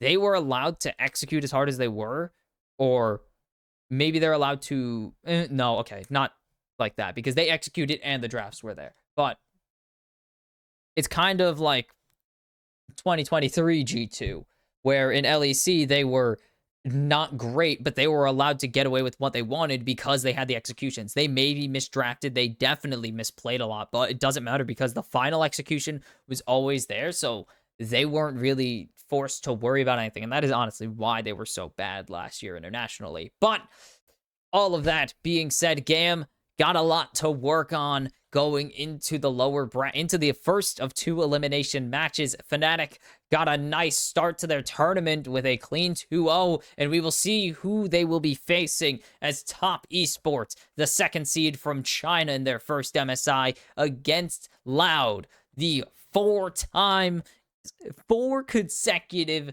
CBLOL, 4 straight CBLOL championships. Will Loud finally make it to the main stage as they look to upset the host league of MSI? I'll see you for the second set. And now it is time for the last of the opening matches. Top Esports versus Loud. Hello, welcome back to the kimchicast for MSI 2024. I am Box Kimchi, here to crappily bring you all the action that you watched somewhere else and better. Oh my god, that was gross. Ew. Sorry.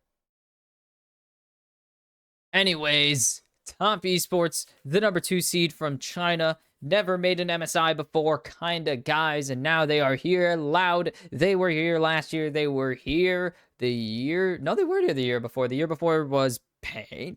Oh, 2022. What was it? 2022 was probably Pain Gaming? No, it couldn't have been. Pain Gaming was terrible in 2022. Ah... See, this is the issue. Because I know they were here for 23. They literally won. Oh, the Cannons. Oh my god, I forgot 2022 was the year of the Red Cannons. That is so weird. Yeah, that was the year the Red Cannons were the best team in Brazil for most of it. But Loud have a really tough match ahead of them here. Top Esports, a team that was favored to win the World Championships multiple years running now. Except for last year where they missed out. But they've reloaded with several World Champions and Cream, who is finally free from OMG prison. But a team designed to win a World Championship, to win international, that is what a lot of these top-tier LPL, LCS, okay, not LCS, top LPL, LCK teams are built around these days. They are not here to win the regional championships. That's a bonus. They are here to win international events. That's why they went and got 369, arguably the best top laner in China, former world champion in Tian, former world champion in Jackie Love, former world champion and eventually LPL Hall of Famer Mako and Jackie Love, honestly. Like, both of them are going to the LPL Hall of Fame. There's no doubt about it. And really good mid laner Cream. Like, I don't know how to put it besides the guy was stuck on OMG, which was a terrible team. Like, OMG are pretty booty cheeks most of the time. They're pretty average. They snuck into the playoffs a couple times, but it's still OMG in the modern era. And that is unrelated. I was going to say, if Top Esports go for that, that would not be very surprising. Senna, one of the more popular picks. I was going to say the Nautilus would not have been surprising at all. Nautilus, the most played support in China, the third most played champion in China. Actually, no, Oh, it's not ordered by picks. The 4th most played champion in China, the most played support by a lot of games. And equally as much, CBLOL would also like to take that. Like, Brazil lays Nautilus. They like him. He also their most present support. There's significantly less games, mostly because China has best of 3s and 18 teams in the region, so there's a lot of games in China compared to most other regions, but it will be not Talia locked in, and this is going to be the Senna Kench. So Mako and Jackie Love. Oops, that's the wrong direction. Ah, I see. I don't know if we're going to see a lane swap with this, honestly. That is the interesting question, is will we see it? We're going to see Cream go on to the Azir as well, which is...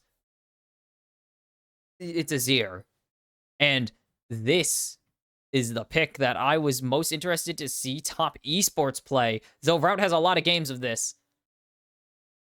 It is, it's going to be Route, it seems, who's going to get his hands on the Varus. Varus, the most popular champion in China in general. Not the most played, but the most present. 82%, but 82 wins to 69 losses. 54% win rate. But we're going to CBLOL with it now, so,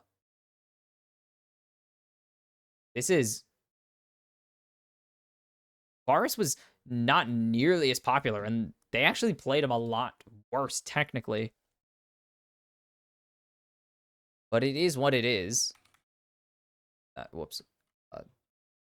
I could just file these.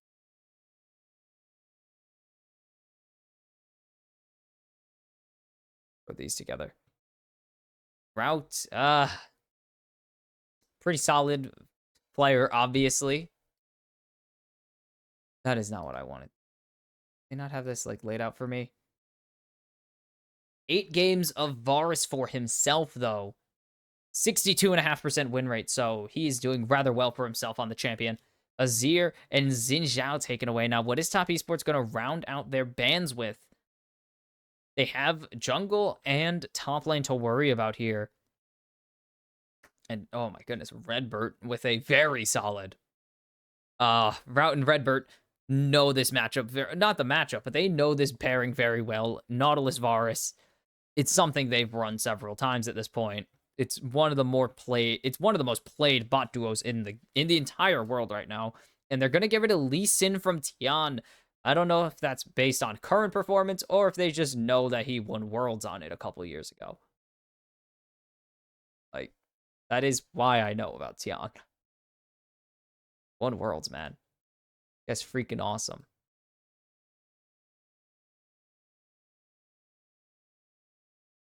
Let's see. 12 games, 66. He's won 6, or not 6. He's won 9 of them. So yeah, 9-3 on the Lee Sin. There's a very good reason to ban away Lee Sin, especially when he's very strong right now. And it's going to be Sejuani actually taken away from Croc. Croc, I believe, his most played is definitely... Speaking of Croc, I do believe his most played this season is Sej, yeah. 7 games, 6 wins, I believe that is. 6 or 5 or 6 wins out of 7. I can't tell the exact number. This is, yeah, that is not what I'm looking for. But it's going to be the other Croc locked in for Robo. And now we have Jackie Love taking the Viego for Tian here. What are they going to round out this draft with? What is the counterpick top lane? That is adorable. What is the top lane counterpick here? 4, 3, 6, 9. It's going to be the Cassante, which I would not be shocked to see as his most played champ. It's Aatrox. 6 games of Cassante, 4 wins, 2 losses. Oh, where's Robo? 5 games of Renekton, 2 and 3 on the Crocodile. And there we go. This is more the speed of CBLOL. We got ourselves a Wukong jungle. Croc, 1 game of it this season, 0 wins. Though in his career, 27 games of the Wukong. He's won 18 of them. so far in his career. So the champion he knows, it's a champion he's feeling good on. He's feeling good about it. But it doesn't matter how good you're feeling about this draft, because what matters is how you're going to win this game, as they have a freaking mountain to climb in a best in class. There's a reason this team is a super team. Four of the best players in their region, and Tian having a resurgence after being widely considered as he's fine. But now, at least as far as I know, Tian has mostly been he's good, but not best in class jungler. And now he is up there with the best of the best. And once again, representing China internationally. I believe the first time Tian has done that since 2021 on FPX, which is a really long time ago. It's been a while. Let's see. Oh, that's only stupid. It's annoying that it's only showing me finals appearances, but that would make sense.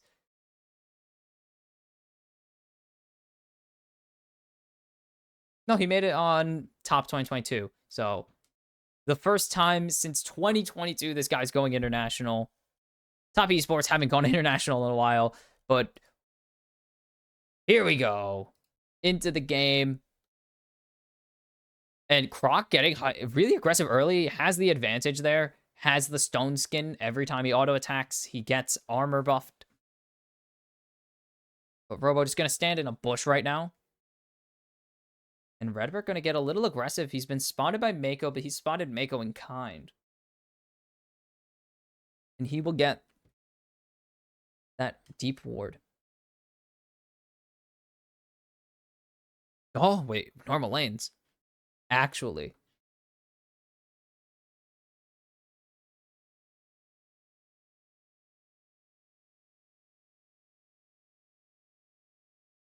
All right. Okay. Normal lanes. For once, this is a great thing. Society has improved because of it. Redbird going to play this aggressive position.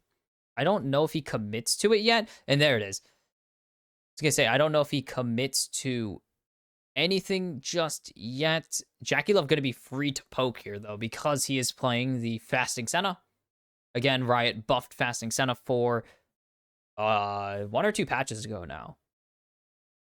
Technically, the patch before this one, the one we're playing on, I believe was 12.7, we saw changes. And Route going to be in a bad spot here already. Kench, as we see Robo up in top lane, able to get aggressive early, has the push, gets the extra level over the Cassante, or gets the early level over Cassante because of his wave clear, because he has wave control over 369 at the moment. And doesn't get the proxy here. I don't think he was going to proxy the cannon wave. He might have been a bit too slow on his push, actually. And so Loud have a good spot in top lane. They're going to be even in mid lane for quite a while until Cream decides to take over the game. But in bot lane, it's going miserably. They are in such a bad position right now. It is painful. As you can see, they have gotten completely slow pushed under the turret. And they can still get poked under the turret too, because of the range that Kench and Senna both hold. Tanones has burned himself out of mana, but he has the biscuits to bring himself back up, so we'll be able to keep trading Cream here.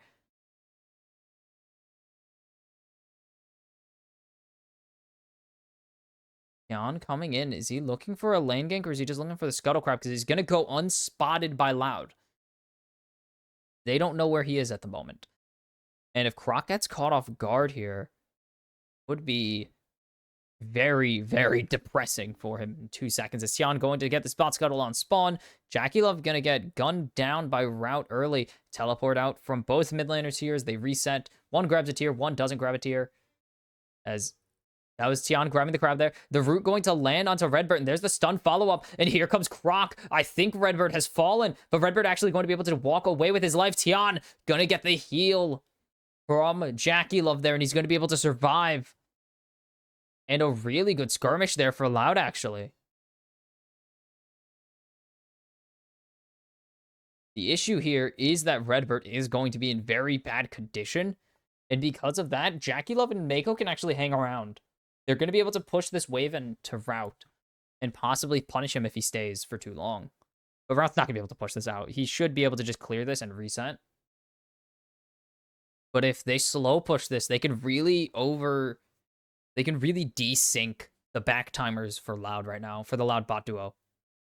As Tinos needs to be careful. He doesn't, or now he's spotted out Tian with that control ward. But he doesn't know where he's coming, so he's just going to play safe. And now that Croc has found him, Tian just going to get a ward down, and that's about it. Pop the Scryer's Bloom and leave. Tinon's going to take his reset as first strike spawns, and we have about a minute till Void grubs now.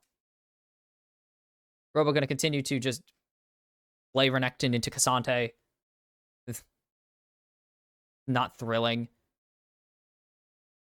And Robo going to force a canceled recall, but again, 369 not really going to care. Robo not going to go for the proxy here is what I think is most important. As Cream going to get hooked, and that's a recall cancel there. And that is huge because Tinon's got his recall off.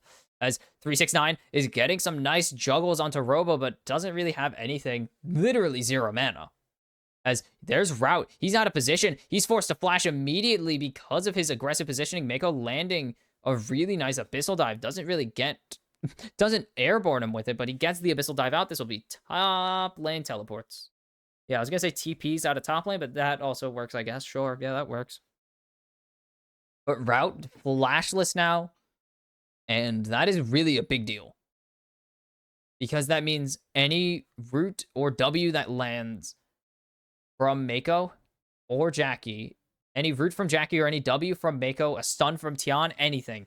There is no avoiding it. A great hook there by Redbird onto Jackie Love. Jackie Love going really low. Has no heal available, but has a flash if he so chooses. Nice stun there by Mako to stall out Redbird. And I do think this is the reset for Top Esports' bot lane right now. Ooh, Robo, nice dodges. They're going to stick it here. They have Tian, but Tian going to be immediately hooked out here. Mako is going to get targeted by the Blight, and there's Tian flashing in, and he's just going to be able to avoid getting first blooded by Route. He's going to go to Jackie Love, but Tinons is here now with the Weaver's Wall, and he's going in hard. Croc going to get rooted up. Cream has ultimate. That is a key detail here, is Cream has ulti if he wants to go. If Loud overextend, they had a way to punish. And they're going to go 1 for 1 there. Jackie Love gets first blood, an extra 100 gold in his pocket. And they're going to give over a kill. They kind of have to give over a kill to someone. It goes to Tinons, who is not a bad option to get fed for Loud. Ooh, 369 just getting the edge of that Pathmaker there. And this all starts with a hook onto Tian, actually. I think if Route starts targeting Tian a little bit earlier, he gets this, but I know why he did it. Great flash there. Incredibly timed flash to dodge the piercing arrow from Route. Avoid giving him that first blood. Avoid losing first blood as well. And this is obviously going to be a very top esports-sided crowd. This is in China, of course, and it is one of the more popular teams and one of the more successful teams in the region as of now. So, of course, Top Esports going to really have this crowd behind them. As Robo is getting jumped up by 369, Jackie Love is here to back up, and a great hook by Redbird there, and he's going to force out the flash and the Emperor's Divide from Cream there. That is absolutely huge from the support of Loud. And they did that because they knew that Jackie wasn't going to be nearby. They knew where Tian was. They pretty much knew that no matter what, they're getting a flash out of Cream unless the hook misses. Unless he absolutely borks the hook, they are getting a flash and or shuffle, or not shuffle, but a divide and or flash out of this guy. As there's the all out coming in from Robo. He's gonna, or from 369, going to get the dominance out of Robo now. And Furia, that's a different org. Sorry, that's bad.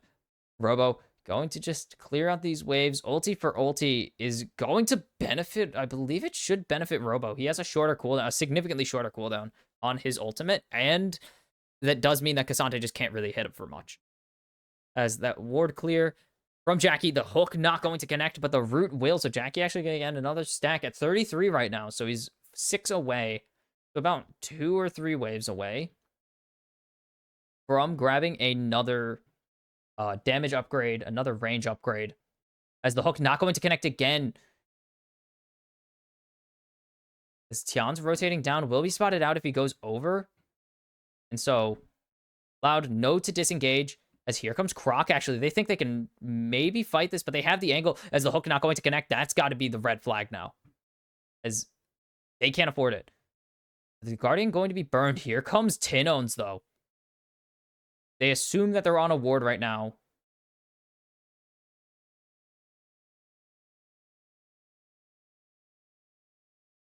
Jackie is now almost half health. As here comes the Weaver's Wall. They need to get this ulti up for Jackie right now. But the teleport coming in from Cream. Croc is still in there. Croc is going to kill off Mako. The Shuriman Shuffle is going to send Croc to his doom, though. The hook hits the wall and not Jackie Love. And now Loud are in a terrible position as Redbird's going to get killed off by Tian here. Tian has the resets. If the hook hits onto 10 ounce, this is it. That's Robo going to get the turret plating up in top lane in the meantime. And that is very well played from Top Esports to make this a 2-for-1 in their favor. And they're going to be about 1,000 gold ahead. They're going to have the Dragon in their back pocket. Now, first Drake, 10, 11-ish minutes into this game. And Top are in control now. 10 ounce is here. I say both. Look, it's complicated. Route doesn't have ulti. Jackie has ulti, though. The steal not going to go. And Tian has to wait for Flash here. He's pretty much just waiting. And how did... Wow. Mako just able to get that Abyssal dive out. It's crazy. So no Flash on Tian. Still no Flash on Cream. But this fight started so good for Loud. But because of this... Okay, not here. This is actually really well played. This is everything that Loud wanted. They pretty much throw everything in, but this Emperor's Divide and that hook. The hook hitting the wall there kills the play dead. They needed that hook onto Jackie because Jackie was pretty defenseless. They could have bursted him down in time, honestly. They could have bursted him down. And they just couldn't in time. They just didn't get the hook, sadly. Robo on a ward, doesn't know it, but he's going to get the control ward over the wall. It will be spotted out as Tian and Jackie are going to, and Cream, are going to do this second set of Void Grubs. They will get the first one, which means they do have the Void Mites. Can they get a fight here? But now they know Mako's here as well. The hook going to land onto Cream, and they're just going to send it. Full send onto Cream, but there's the Devour coming out now. And Cream has a chance to get the Divide, but it's not going to hit anybody. But they still are winning this fight. Tian is going to get hooked out of his resets, but it's not going to matter. Cream going to pick up another one on Redbird. And Loud able to rotate the top laner down, and that's the big leave me alone sign for Loud. Or Top get their top laner down here. And the pressure from 369 just denies Loud the ability to re-engage that or to keep the fight going. Because of the health bars they were at. And now Top in a really good position. They have the Void Mites. It starts so well for Cream, but Mako knows he has to flash this. If that...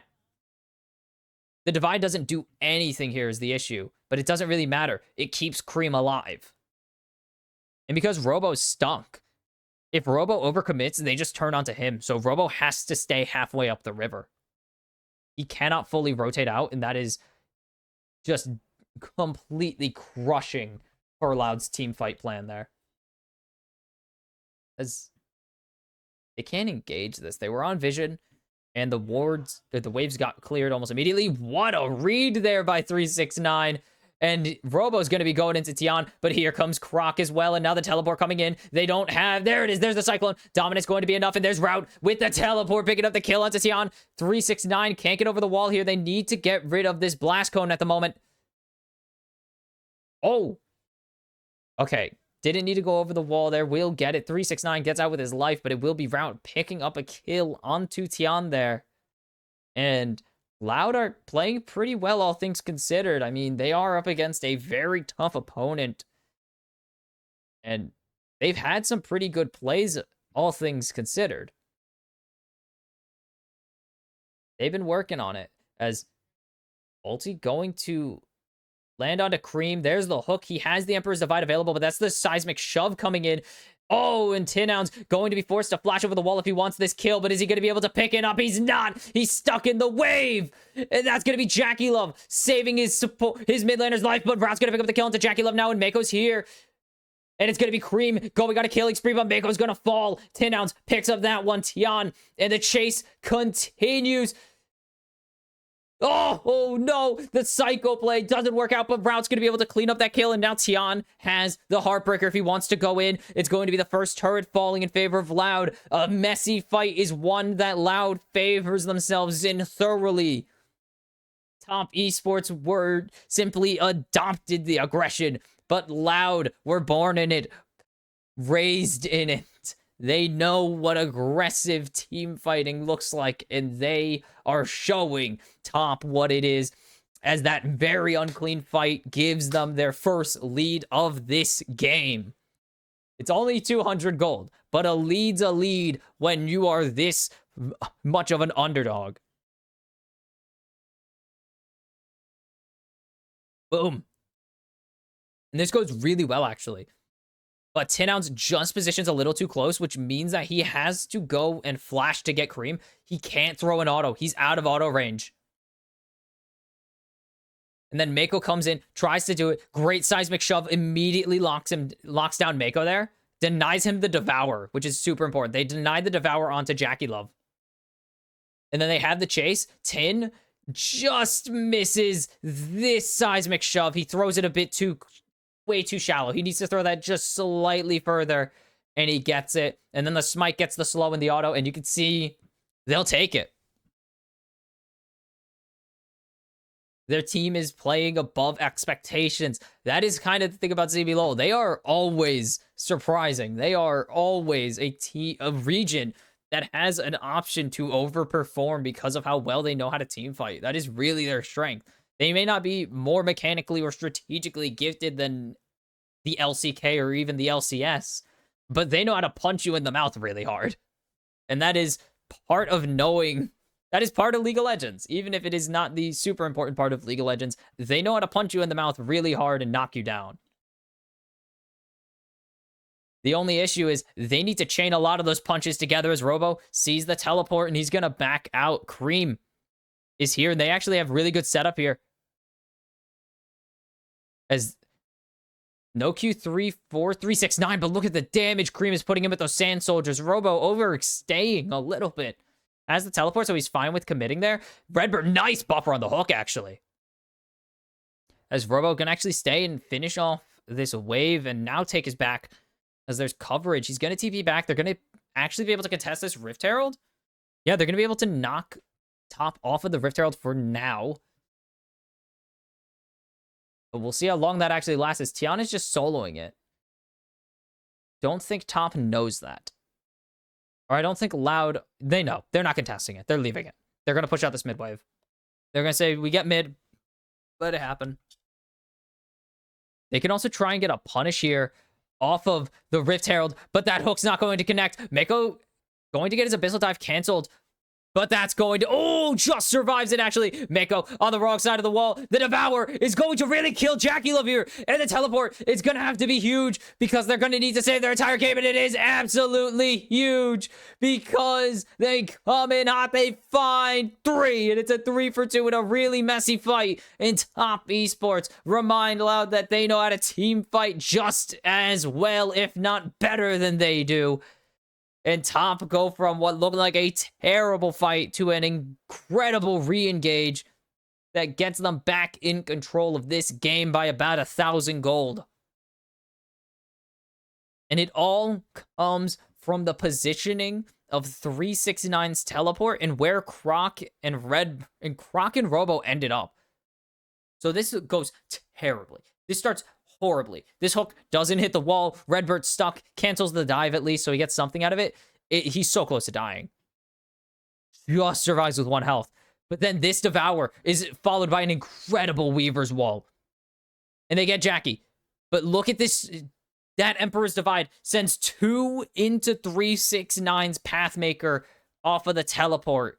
And that is what's going to win the fight for top esports. An overcommit from Loud. And the teleport with the Pathmaker off teleport with the Emperor's Divide, shoving them right into the corner.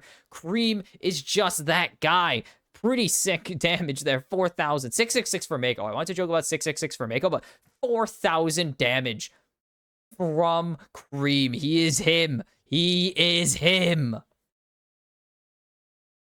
There's a reason everyone was so excited to see him get freed from OMG. To get out of bad team prison. Which is a huge deal in these regions. Getting out of bad team prison as Mako's going to get jumped on now. The Weaver's Wall. They're going to land the seismic shove. A great Devour from Mako, though, saves Jackie Love's life. As Tian's here just to dissuade a re-engage or dive angle if they wanted to. They have the health bars to do it, but they're not going to be able to. Top turret will fall at the hands of Cream, though. And it will be a net positive for top esports here as Robo getting locked down by 369. The issue is he doesn't do damage anymore. He has Black Cleaver, but 369 has 2 items. Here comes the Rift Herald charging down. The hook going to connect onto Mako. He was looking for Jackila, or he was looking for Tian, and that's going to be Redbird giving his life over for the cause. But now Croc is going to get airborne by the Abyssal Dive. The hook going to connect from Tian, and there goes Route and Croc. 369 goes on a killing spree as he drags the all-out all the way over the terrain.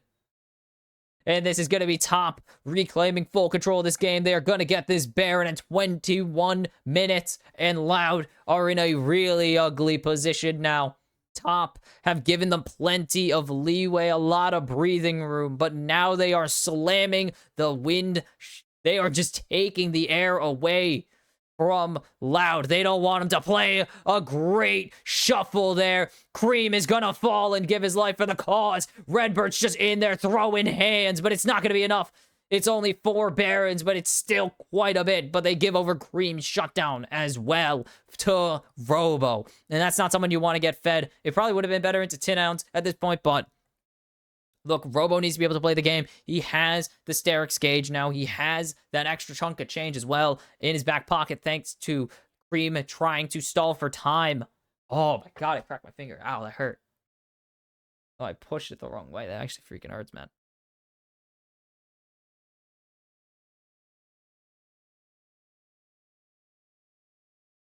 But still, Cream gives his life for Baron buff, which is pretty good.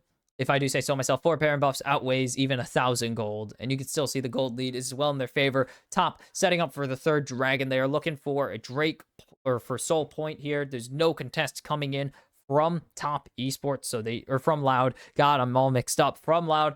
They should be clear to get it, and they will. Tian solos it. And now top begin the push down mid and bot lane.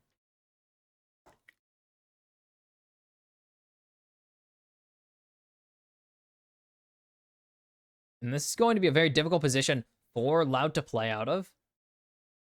Because it's harder to team fight when the enemy team is given a boatload of stats. As this this bot tier 2 will fall.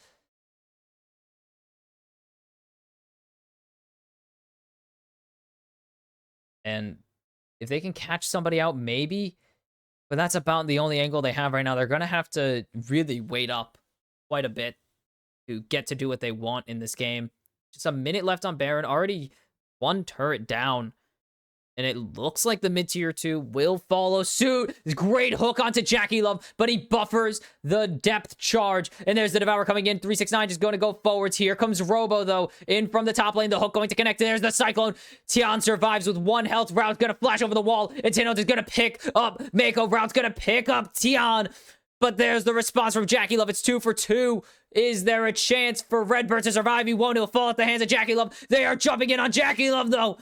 And that's going to be 3 for 3, but Cream goes forwards with the shifting sands. Under the turret, they dive, they get the ace. And that is so huge for top esports. 369 and Cream are just built different. And is that the game? Do they have the speed to end? They don't have it just yet. But that is so much money into your ADC, into your mid lane carry. And now Top Esports sitting pretty. 2-3-17 on Jackie Love. 7-3-6 for... Oh my god, for Cream. What a great engage from Loud here. They are really good at finding these angles, and they keep doing it. And I think it's just 369's able to take Route out of the fight.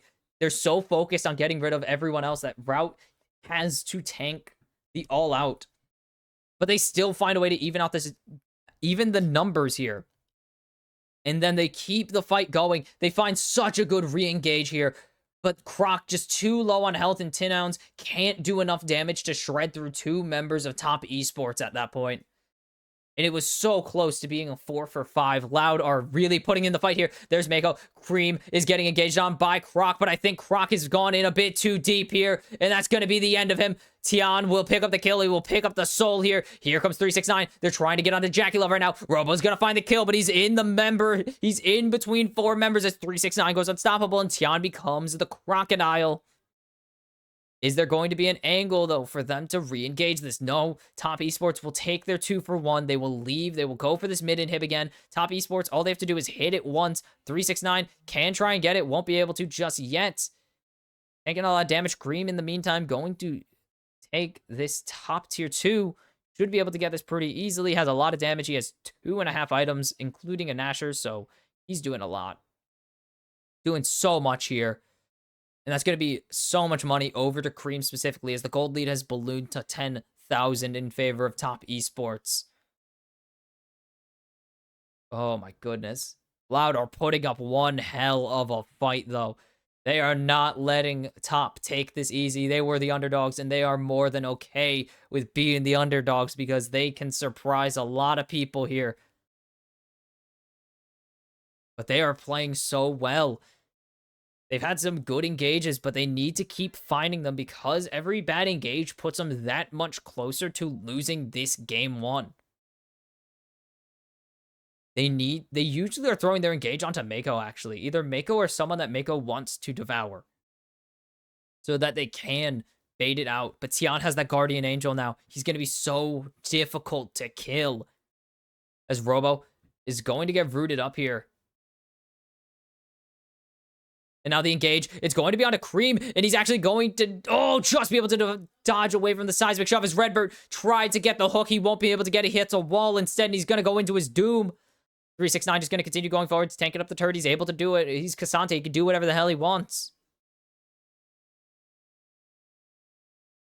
And Top barely get out with a great play. Barely get out with their lives there, but Cream able to survive. He's going to be able to heal up. It was such a tough situation for Cream to be in. They're going to get the seismic shove. Cream going to go golden. They need to make sure they don't kill off their own members, and Croc's going to go in and pick up the kill. It's actually going to go to Tin Ounds there. And the Cyclone makes sure there's no shifting sands to safety, but that only means that Top have an angle to go for this Drake Soul, pick up the cloud, or pick up the Hextech. They inverted the direction. Why did they invert it? Of the dragon listing. Oh. If they get this,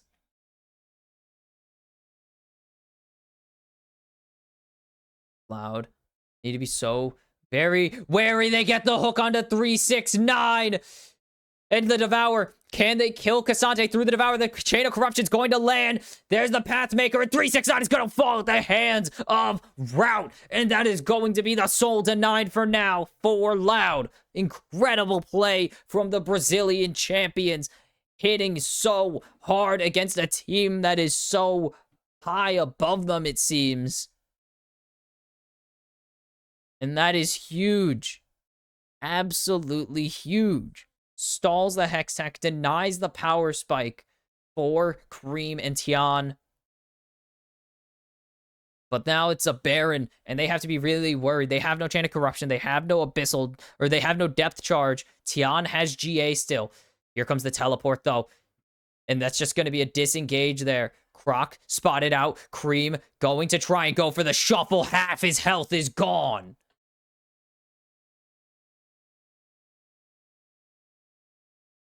And this is just absolutely chaotic. And this is the League of Legends that Brazil like playing. This is the game that they know they can play. Is Cream going to reset? He has teleport. He's going to come back full health. He's going to come back another chance to just destroy Loud here as he picks up. I think he's already had the death cap, man. So much damage. And now it is dire straits. 369, they're not going to be able to engage onto him this time. They need to be very careful. Robo spotted out. But 369 just control, or not 369, Top Esports just going to control the top jungle. And they're going to start it with Tian and Cream, but there's no wards. Loud need to spot this out. Is that's going to be the route going on to Croc's clone? And Robo's wrapping around right now. He's spotted out on a ward. And he's just going to go clear out this top wave, but he needs to be so careful because here come 369 and Mako. Robo's dead here. And Robo going to give his life here as Loud are actually going to be able to get... Is Robo going to be able to escape? No, he's dead. That's already one down. Are you kidding me? He's surviving. He's still going. He's still surviving. Robo has his GA available still. But Redbird needs to be careful. Redbird, no flash, only the Hex. He's going to get all out, and that's the core. Engage gone. Cream going to get devoured, and Croc is going to Cyclone no one. Oh, the Sand Soldiers go forwards, and that's going to be Robo down for real this time. He spent so much time surviving that it was only... It was an inevitability more than anything else, and that is two key members of the team fight for Loud taken away. This will be the Baron for Top Esports, no doubts about it. As Loud need to answer for the base, they lost a turret, a Nexus turret, for this play. And if they found the fight, maybe it would have been worth it, but now Top Esports have the Baron. They're 9,000 gold ahead, and this is going to be really tough to stop their siege. Jackie, 3 items now. There is a permanent, consistent stasis for Cream now in his pocket. 4 items on 369. It is so hard to burst him down. It's going to take so long to do it. But there's 4 items on route. It's so doable for Loud, but it's very narrow. It's doable, but it's not looking very easy.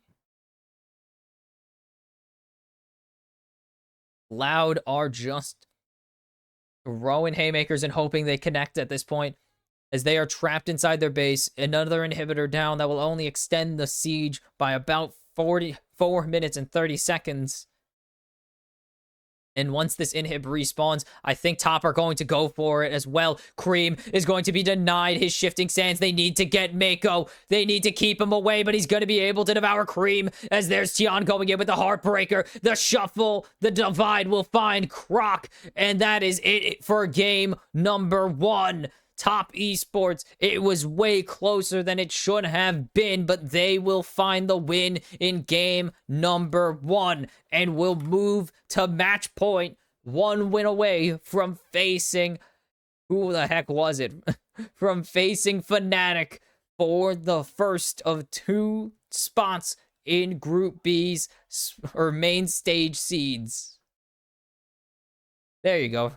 There's words, right?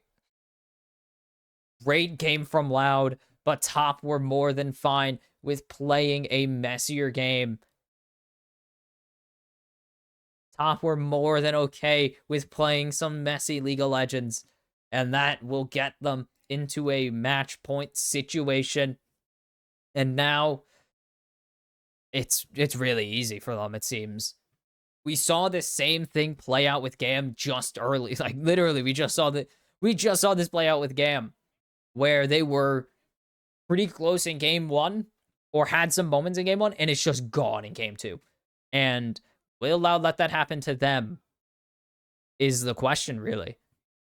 Will Loud keep the pressure on, keep throwing, going blow for blow with Top Esports and keeping them on their toes, or will Top be able to just absolutely smoke them now that they know how Loud want to play, now that they've gotten some experience against the Brazilian champions? Will it be just a 20-minute game like we saw with Fnatic GAM Game 2? Will it just be 20-something minutes absolutely steamrolling their opponents? And it's really just gonna be tough. We're gonna have to find that out, because Loud, and yeah, if you remember earlier, if you remember Worlds 2023, Loud have a flair for the dramatic. They do love making some crazy plays happen, or almost happen. But top, again, the LPL, love team fighting. It is where we have the top, where we got the modern, I guess now not modern anymore, but the hyper aggressive top lane play style from. That was so crazy. Oh my god. Even though it was 9,000 gold ahead for top, it felt like any moment it could have been Loud taking the game, except for obviously at the end where Baron just smashed them to bits.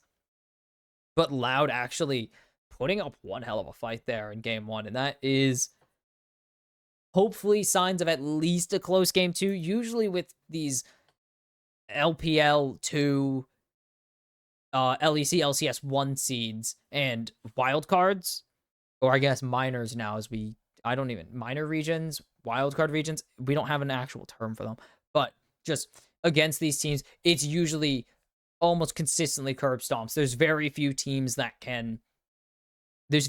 from outside the big four that can stick up to these teams. Like PSG Talon can stick up with most of the 2s, the 1s, and the 3s of the LCS, LEC. They can usually keep up with their world seeds. They can usually keep up with some of the lower seeded LPL and LCK teams. Detonation Focus Me usually has a flair for the dramatic and can hang around, and Loud really do love making the play-in stage super dramatic and hype.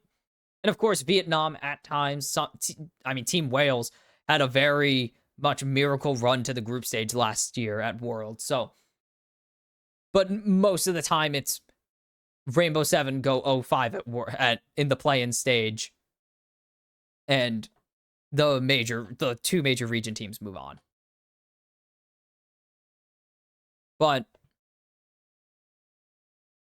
there's those small percentage of teams that really have something to show, and Loud is one of them, man.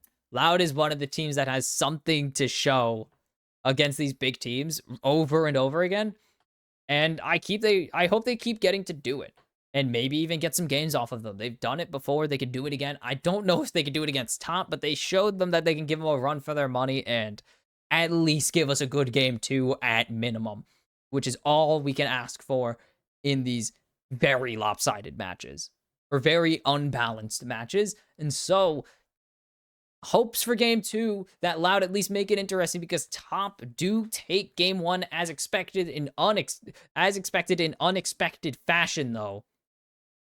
Will Loud come back, surprise us all, and tie up this series with some crazy team fights, or will top silence all of CBLOL and put the dagger in the heart of the region's hopes of beating out a very high-class team?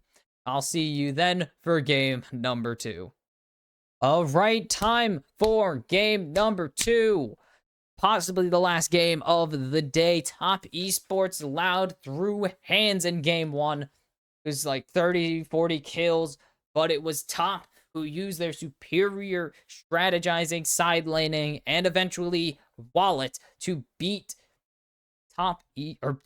Loud to death in game number 1 to take the 1-0 lead in the series and put themselves on match point. And now we're into the draft for game 2. Loud on the blue side this time, and they're going to get rid of the Talia. Tinones played a great game of Talia. Had some incredible Weaver's walls that got them team fights. Of course, had great plays as well outside of the Weaver's walls, hitting a lot of his combos that mattered. And it was a threat. It was an issue that top eventually solved, but do not want to solve again. And that's going to be Route reclaiming that Varus first pick. But they left Jackie Love, Callista, and that is not what you want. I can tell you from experience, you do not want Jackie Love to get hyper carries. It's not his best performing champion. It's his most played champion of the year, though. 6-6 on it.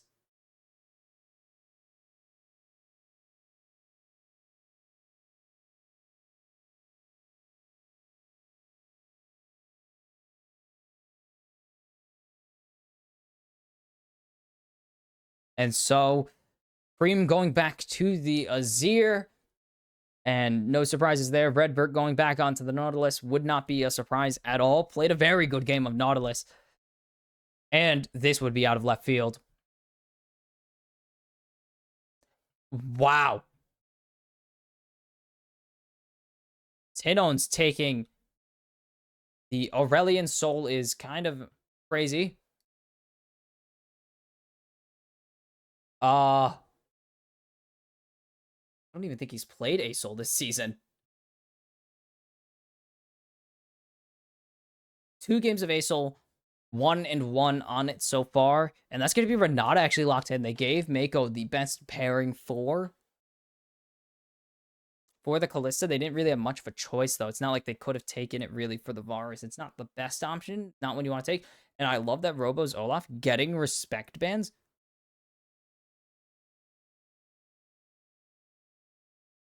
Tuki? On Tuki. Oh, he's on the Keyed Stars. Tuki. I like Tuki. Cassante taken away from 369 was a big problem there with the ability to combo with Cream a lot. And just absolutely crucial in turning some of these team fights over. And they're going to get rid of Crocs, Lee Sin. Lee Sin very strong still. They don't want to see it happen. And now, what is the final ban possibly of this day? Loud. Gonna have to think of something in the top lane or the jungle to get rid of. Tian already getting rid of probably one of his best junglers. And, of course, Vi pretty much being permabanned all season. No surprises. They're going to get rid of 369's Crocodile, actually. And that's going to leave top counter pick for Top Esports as well. And it's going to be Tian going on to the Xin Zhao. Viego's still available, too. Croc does play Viego if they do want to try and snipe that. And I don't see what they're going to go in top lane. Olaf banned, Jax banned, Cassante and Renekton banned, Rumble banned. This is really going to be difficult. It's going to be Croc on the Poppy, it seems, for now. And what is the top lane going to lock in? I mean, Robo does play Gnar. I don't know if... I wouldn't say Robo's the most notable Gnar in CBLOL, but he's still Gnar. Still can play it.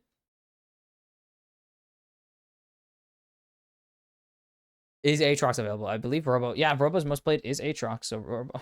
Aatrox still available.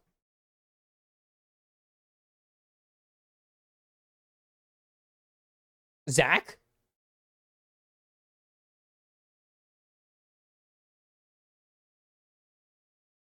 Zachary? This could be interesting. Hold on. Okay. Hold up. And no surprises, the Ornn response, no matter what you play into here, it will be a tank, whether it's the Poppy or the Zac. Will pretty much always be a tank. And it will be Robo in the top lane with the Zachary. With the Zon's Amalgamous... what's it stand for again? Hey, guys. It's me, Zac. Such a dumb joke. No one... Zon's Amorphous Combatant. Why is he called a combatant? Because back when he was created, we still had the other thing. We still had the Institute. You guys remember the Institute? The IOW, the Institute of War?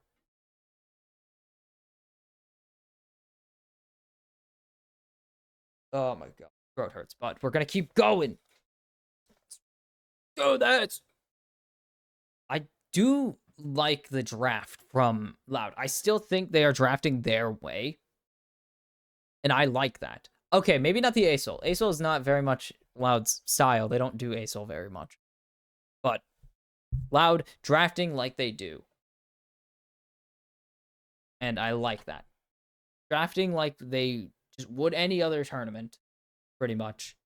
With less Olaf because they don't have it, but they still get the Zac, and I think it could work. It's possible. Possible it works. Anything can work, man. Zac is really good. I like Zac. I think he's a really good pick here.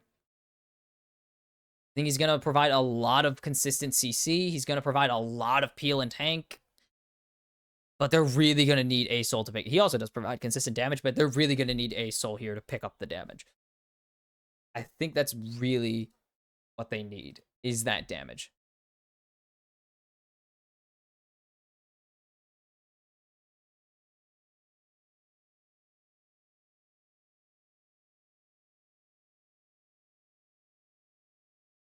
Listening to Zac voice lines. Any shenanigans? No. Train Conductor. Yes, first game of Train Conductor Ornn. Let's go 369. First game of Train Conductor Ornn in pro play, I believe.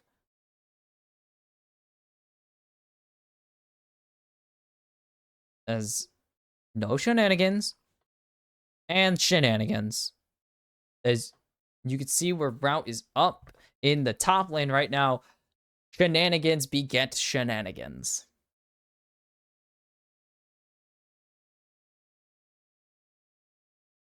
Ugh. So they're going to go for it here. They're going to send Robo on the journey with Croc to get this game kicked off here. And we can... The amount of glitchy... They spot him. They spot him. Probably gonna get the deep... He's using that ugly skin, bro. Cream? It's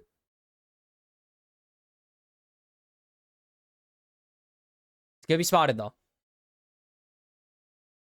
See Croc walking in. Zac is here to party. That's a lot of damage coming in already. But Tinon's going to be able to answer back, actually. But another burst coming in. And now Robo needs to come in to help 369 as Croc already forced a flash away. But here comes Redbird. But that's already a flash burned for Loud. And that's not good. 369 going to get jumped on again. I don't see an angle here. But the hook gets the flash out. Flash for flash. Redbird and 369 at the moment. Okay. Huge. It's not bad, I would say. Didn't get Cream to flash out, but that's fine. Route is here. Redbird going to help demo this turret. The damage is just not there for either ADC yet. Is that a Kalista? I'm sorry? Not, is that a Kalista? Is that a Kalista with demo? Also, yeah, multiple demolishes is pretty standard at the moment. You usually run it on Renata and Ornn anyways, but it's really nice when you're doing this lane swap strategy, as it allows you to destroy turrets and funnel as much gold into your ADC as possible, as shown here by 2 plates already being gone in the bot lane. Insane. 369 just is fine with sacking here, has to play the way he has to play. The health bar is not moving, dude. That turret's health bar is not moving. Another demolish, yeah. They're gonna go again. Cream forced to flash out. Again, another flash taken by Loud. Like, this is just miserable. I love this Ornn skin. Look at this recall. Down to 2 platings here. Here comes the teleport from 369 now. That's a ruby crystal at least. And Robo's in lane. As we will go down to 2 platings on both sides of the top and bot turrets. Oh, it will go down. Robo's going to be fine here. Croc is coming down to answer Tian, and he really can counter Tian and Jackie if he plays this right. And there's the block. There's the stun coming in onto Tian. They're going to pull Jackie back, but Robo went in a bit too early, and now he's going to be dropped.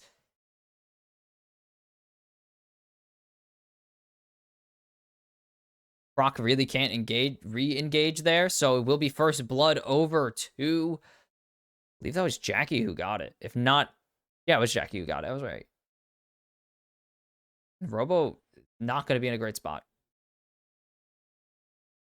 This is a really bad position for top to be in now because Kallista's already got Berserker Greaves, which is not what you want. Definitely not a position you want to be in where the Kallista has early boots. But top Loud just keep going. They're just playing their style a lot better than GAM were, at least.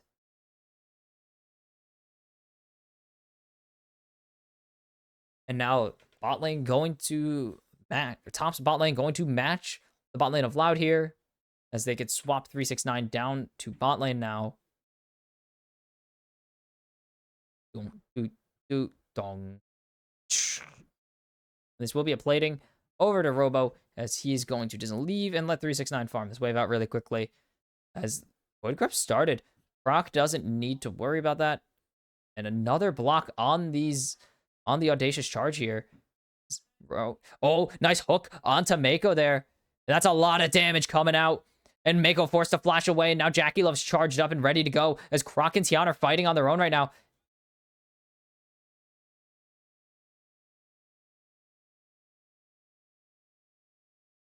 And now Cream is here. A nice engage onto Jackie Love, though. And there's the hook onto the ADC. And that's an instant kill, even with the cleanse. And here comes 10 ounds. And that's going to be a double kill for Route now. And they're looking to get Cream down and out. A great flash force, but a shuffle kills off Redbert. And there's so much damage still coming out here. Cream needs to be careful. But now Mako has him with a lot of damage, or a lot of buff on him with the attack speed steroid. And move speed steroid as well. And it's going to be a 2 for 2. Somehow. 369 still in a great position here. Ooh. This goes so well, actually. And then this hook. Cleanse is just at the wrong moment. He cleanses a little early. And Mako actually surviving this is huge. Mako being able to get away from both Route and 10 ounds is absolutely huge. Because he's able to just keep Cream alive, keep this fight going. Very well played. 369 going to continue to bully Robo.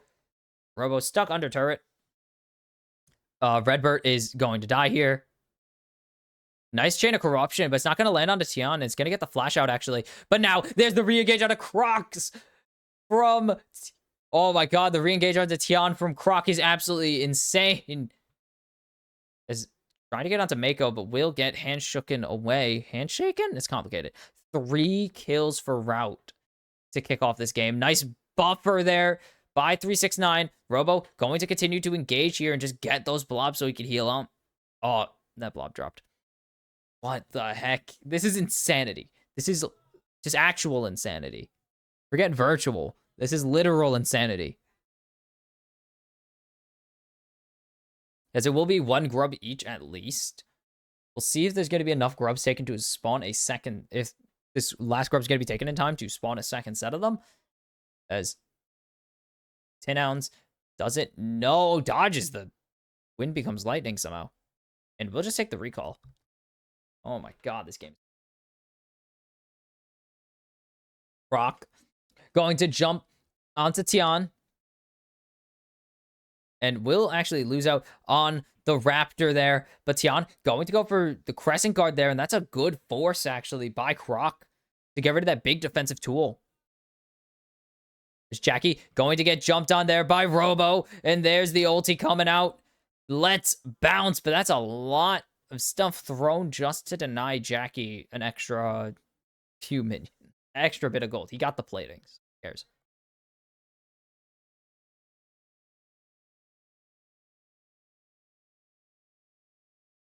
Oh my goodness.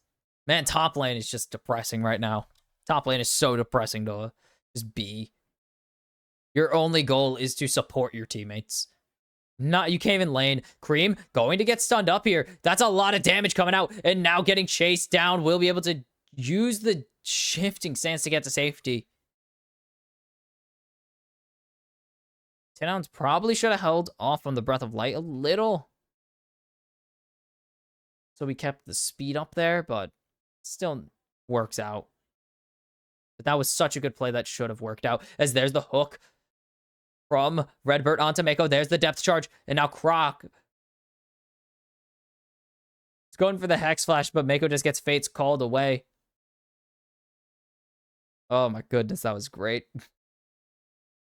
Redbird keeps finding these engages. I don't know whether it's because top are playing really sloppy right now, or if it is genuinely Loud are playing really well. I mean, they are playing really well, but I don't know if it's also that Loud are playing pretty well for themselves and top are messing up a lot, or if it's just Loud playing well. And I think it's a bit of both, definitely. I don't think it is just... Because you look at these guys, you look at the players on these teams, and I love this team. I do like Loud. I think they're really getting into their own and definitely owning up to the Kings of Brazil moniker, but there's no way they're this damn good. As Tian going to get jumped on by Croc there. The Chain of Corruption going to connect, but now the hostile takeover sent out. Redbird has been killed off by his own teammate. Croc is in the middle of no man's land, and there's the play that they were waiting for. Top give Jackie Love a double kill. They'll get the Drake as well on top of it. And that is just so much gold going into the hands of Jackie. And that is picture perfect, pretty much. Croc went a bit too early there, I think. Especially jumping onto Tian. He knew Tian had nothing. Get that extra healing. Oh, Cream gets the hook. And Cream forced to flash away. And now the chase down from 10 ounce is here. Doesn't have enough. The hook of a lifetime from Cream. And now the depth charge onto Tian. And they're going to be able to get 10 ounce out to safety. And Loud are...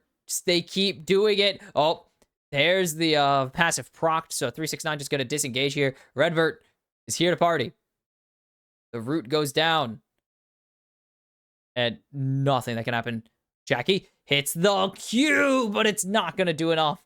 Doesn't cancel. If he canceled it, he kills there. Redbird has engaged, and he's forced to flash over the wall. Croc running away. Will be able to get away for now. And there's the shifting sands. Forwards doesn't have the full shuffle available, so he was just chasing down Croc, but it will at least get top the blue side jungle of Loud. So they get something out of this. Tinone's up in the bot, or down to the bottom lane, I guess would be the correct term. Does it go through the wall? Wow.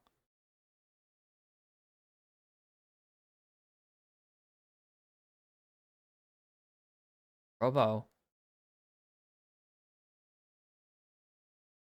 Going to jump out of Cream here. And it's going to connect. Looking to keep this going at least, as he has the dive denial with the let's bounce, but I don't know if you could deny the dive with this many people, and it will be Cream picking up the kill onto Robo, as now Route has the option to re-engage. Great cleanse right there from Jackie Love, but Croc going to jump onto him. There's the Fates call to bring him to safety. Croc needs to survive for now, but he won't, and Jackie's going to be able to survive this play entirely. Redbird is all alone. And there is nothing he can do to do anything about it. And that is played to perfection. They force Route to disengage, and Croc has to survive. And that bailout is perfect from Mako. Robo has an empowered ulti. Is it going to be enough? Tian will fall at least. And there's the kill going over to Route. Can 10 ounce get this over the wall? He will get handshaken out of his spectre, of his astral drift. That's a lot of damage, but it's not going to be enough. Croc is here.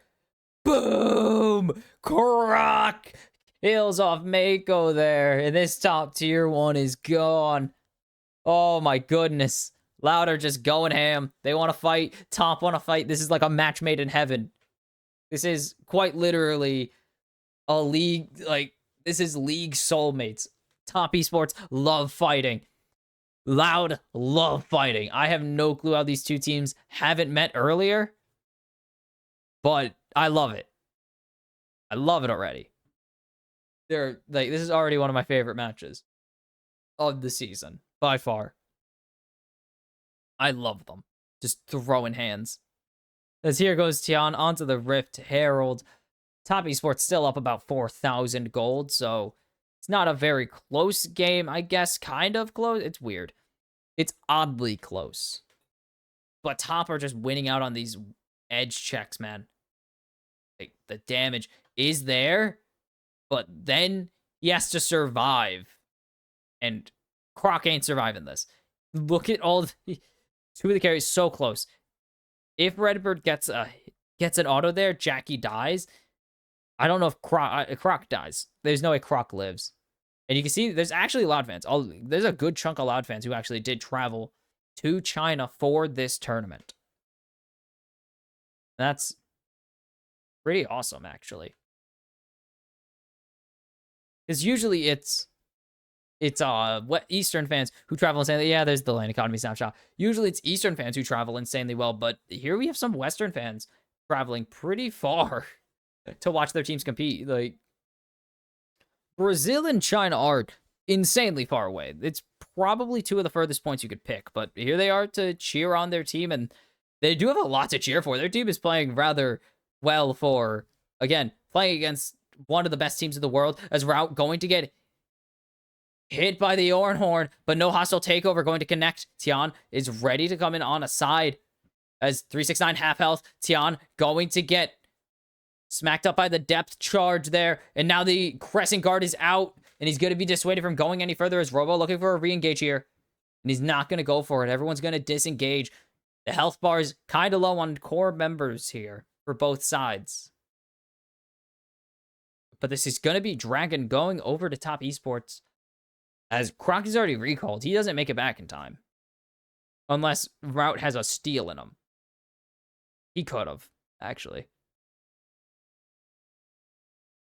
Could have stole that, but he didn't have any vision. Actually, he did have vision. I don't think he had Q. Or anything really worth throwing there.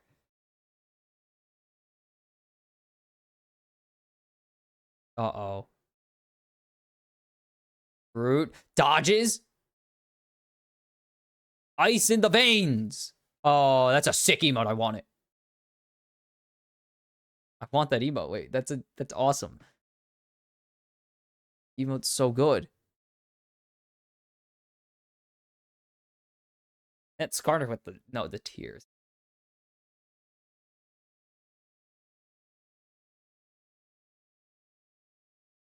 Sorry. So it's down to 4,000 gold now, but still not where Top would like the lead to be, and definitely not where Loud want the deficit to be, as they're jumping onto Kareem now. There's the Shuriman shuffle, but that's not going to be enough. And now the teleport coming in on the Sand Soldier, though, and that's 369 here to party. Look, only going to connect. Great block there by 369, actually. And that's going to stop any further engage. And there's the jump onto Tin Ounce, and a great flash there away from Tian, who got him with the audacious charge. And now it is simply a problem that Loud have to solve, because they had such a good angle there that just did not work out.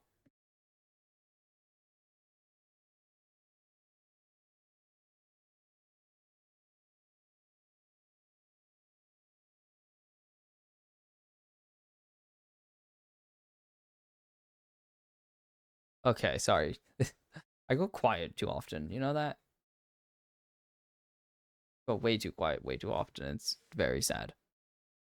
But also, I feel like I'm justified. I'm yelling at a screen for 3 hours. I feel like I'm justified, but I'm not. Pressure, the full vision control. There is no vision for Loud in their own jungle, and they have to go up to check their own vision. That's a Rift Herald coming across the wall. Croc, audacious, or not audacious, bravery shielding. Preemptively using the steadfast presence to prevent any charging, to prevent the audacious charge from Tian, but this tier 2 going to fall in mid lane. And this is not a good Baron angle, but it is a potential Baron angle if they so choose. But it's going to be a reset angle for top esports. They're going to back. They're going to get time to buy items. And they're going to come back out on the Rift, and then they're going to start actually preparing for Baron here. They're going to start pushing out these lanes a lot harder. They're going to grab the pressure that they need. Because they need 369 to push out this bot lane right now. Because they are the closest. Because 369 is the closest to having his teleport up. So Cream has to play the top side. So he has an easier rotate. While 369 needs to push this out so they can get the Baron ready. And then, of course, Jackie Love needs to push out mid. But that's pretty much where your ADC lives in the later half of the game. Like, the ADC just lives in mid lane after laning phase ends. Speaking of ADCs, 4-0-1 for Route, but he hasn't had any real impact since the start of the game. 5-1-2 for Jackie Love, and he's still having impact throughout this game. And so, Loud have to figure this one out, man. Like, they need to figure out what they're going to do here, because 369 is just beating up a turret in the bot lane, and he's going to get it. Possibly, but he actually is... No, he thought he was going to buy pressure, but he only has Robo coming down. Cream going to clear out this ward, set up a soldier just in case. But because the mid wave is in a spot where they're not really ready to fight for it, they kind of just have to give it. And now Loud going to get first rotation into the river here, actually. Don't know if it's a good idea.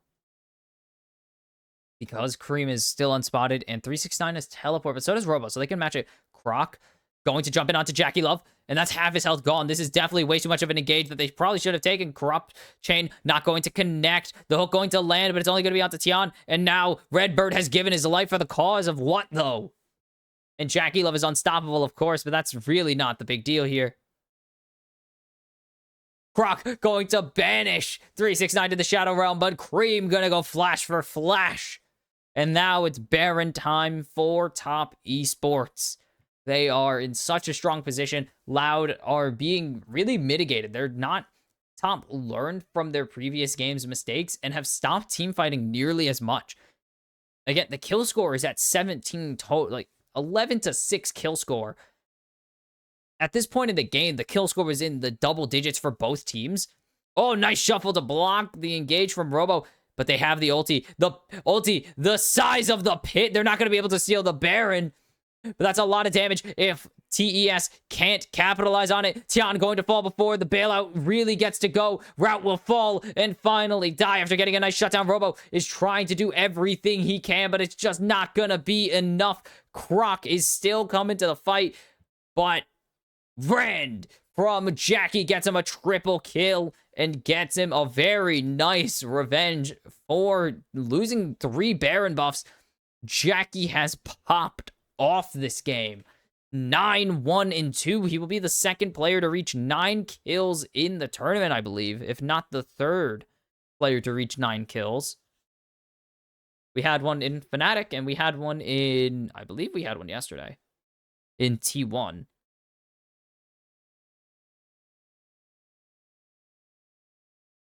Goodness.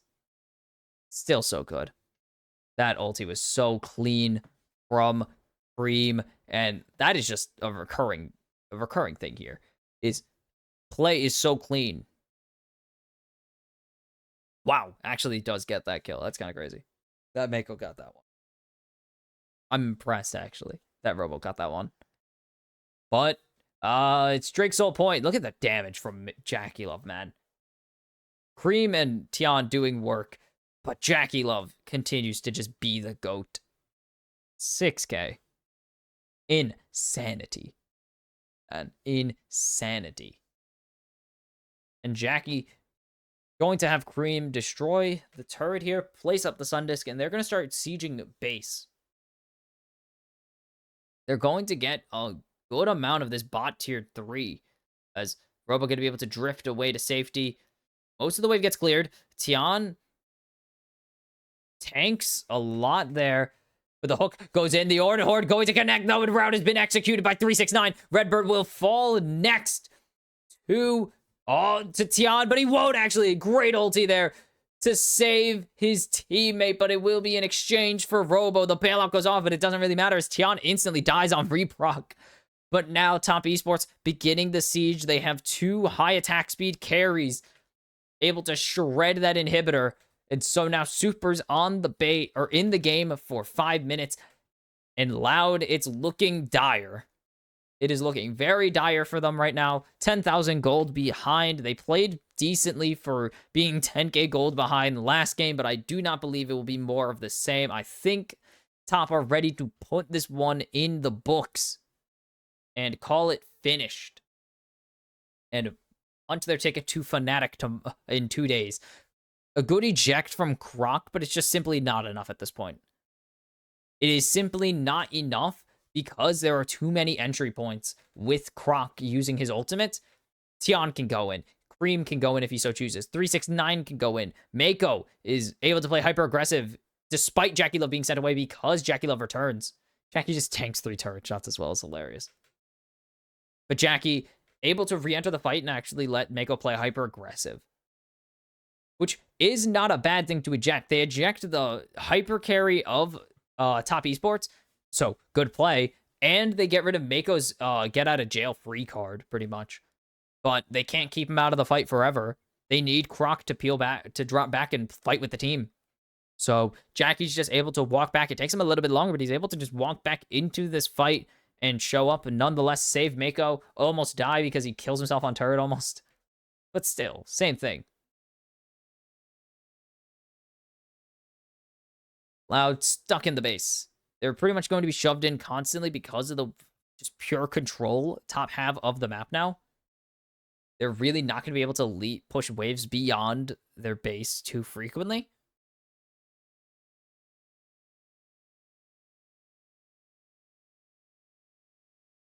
And Top are just going to have full control of the map here. If this game goes on for another minute 30, they will have a pretty easy Baron siege. And if it goes past that, and if it goes to Baron, it will go to Soul. So they will be able to grab the Drake Soul as well. 10 ounce, 3 items. Route 3 items, but it just isn't going to do much. Croc going to face check. Doesn't block Tian, will block Jackie Love, but he's going to die here. No doubt about it. The train will hit and a great flash W from Tian. Will find Croc down. It's going to be Redbird next. 10 ounce drifting away. Robo's already at a quarter health. And a Route is just here to watch, it seems, as Top are on to the Nexus turrets, and that will definitely be the end of this game. There's not enough time in this game to stall. Top Esports are going to have Robo engage. Robo's going to engage. He's going to get popped. Cream is so low, but it's not going to matter as he's blooming. And he's going to back and teleport, even though I don't think he needs to. A nice ulti there to stun up most of the field. And good damage coming out from Route, but Jackie's going forwards. He's standing still against Croc. He can't move. He'll cleanse the stun eventually. Oh, the hook lands, and he's not even going to go into bailout. It's Redbird. And here comes Cream. The shuffle gets denied, but he's still going to find one with it. And it's Croc going super... 10 ounce going super deep there, but it's not going to matter. Top Esports get a more expected reaction. Nice shutdown for Redbird, at least. Will hand Jackie, I believe, his 4th death of the tournament. But Top Esports going to wait a little bit longer, get those last minions cleared, and they are facing Fnatic for a spot in the main stage. In stage 2, Loud will face GAM for the last, or for one final shot. Winner go home against GAM. The winner will fight for the last seed from Group B. And it's Top or Fnatic, so it's either a rematch or it's Fnatic, and that's not good. You got your work cut out for you. You're facing a really solid team. You're facing a 2 seed no matter what. So you got to figure out what the heck you're going to do. And Loud had their moments. I do believe they could fight Fnatic. If it is Fnatic that they do end up facing, if they beat GAM and Fnatic fall to Top, which is the likely scenario right now, I think they'll have a better time against Fnatic. But they also might have a worse time. Fnatic are not near. Yes, Fnatic were very gung-ho today, but Fnatic not nearly as gung-ho as most LPL teams are. Because they don't need to be. Because they usually are... not many teams are as aggressive as CBLOL, Vietnam, and LPL. It's very hard to be as aggressive as those teams, except for LCO, but that's because LCO is such a big skill disparity in its top and bottom teams that its top teams get like have players that average like 15 kills a game.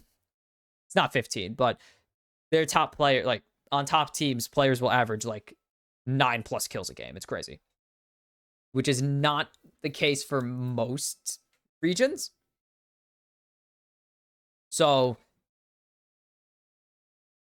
if Loud do make it to the second seed match against Fnatic, if it is against Fnatic, I do think it will be harder for them to win because Top were way more willing to fight. Even when Top reeled it back, they were way more willing to fight than most teams are. Most LPL teams, when they're reeling it back, still fight more than most teams do already. So it isn't going to be easy for Loud to make it, obviously, as a team from a lower region, quotation marks lower region. I don't really care about the marking, like demarcations, from a non-Big Four region. Against any of the Big Four is really hard to do anything, and you're up against the best each region has to offer, so it's always going to be difficult. But Loud definitely have a good chance to make it to the group stage, or to the bracket stage, or stage 2.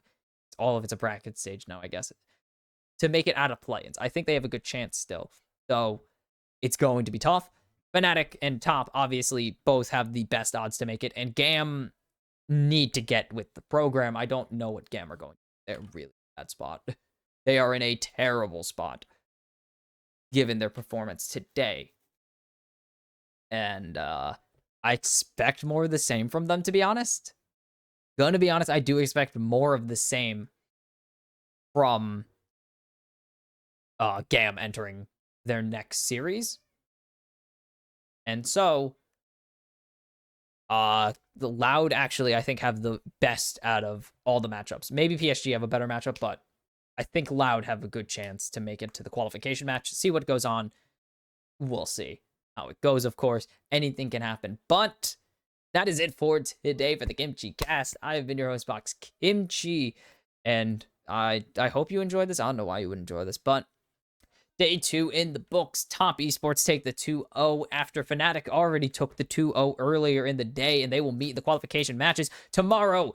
Speaking of those qualification matches, tomorrow we will have the first 2 teams punching their tickets to the main stage 2, and we will have the opponents for the remaining 2 teams who did not win their matches, or for the losers of the opening matches. T1 FlyQuest open up tomorrow, and we will see if FlyQuest have what it takes to take down the world champions and even possibly hand them their first loss of the tournament. And then, or will T1 just steamroll as expected and make their way to the bracket stage where they look for another MSI championship and Top Esports versus Fnatic rematch. Oh my god, I gotta go find the world championships this was from. It was like 2019 or something. So long ago, man. No, where is it? It was freaking... I'm gonna find it. It was 2020. 2020. Top Esports Fnatic. Shox better be on the desk tomorrow so she could say the magic words, because Fnatic were going to beat Top until they began with success. And so a rematch of the 2020 knockouts of Worlds. I don't know if they've rematched in any capacity, because I don't think Top have made it to a Worlds since. Yeah, Top haven't made it back to Worlds in a while. And who the heck did GAM knock out? 2020 World Championships. It was Top. Okay, they haven't made it back to bracket, I should say. My bad. But they haven't been back since 2022, so we haven't had the chance to have the rematch just yet. But grudge match tomorrow. Fnatic Top. The ultimate spiel grudge match. We will see if Fnatic will indeed continue their success and finally get revenge, get their 4 years long revenge on Top Esports? Or will Top Esports remind them of the greatest intro to a reverse sweep of all time? I will see you tomorrow for the qualification matches. Have a good day, good night, good whatever it is you're having, because this stream is not a stream. This is a recording. See you tomorrow.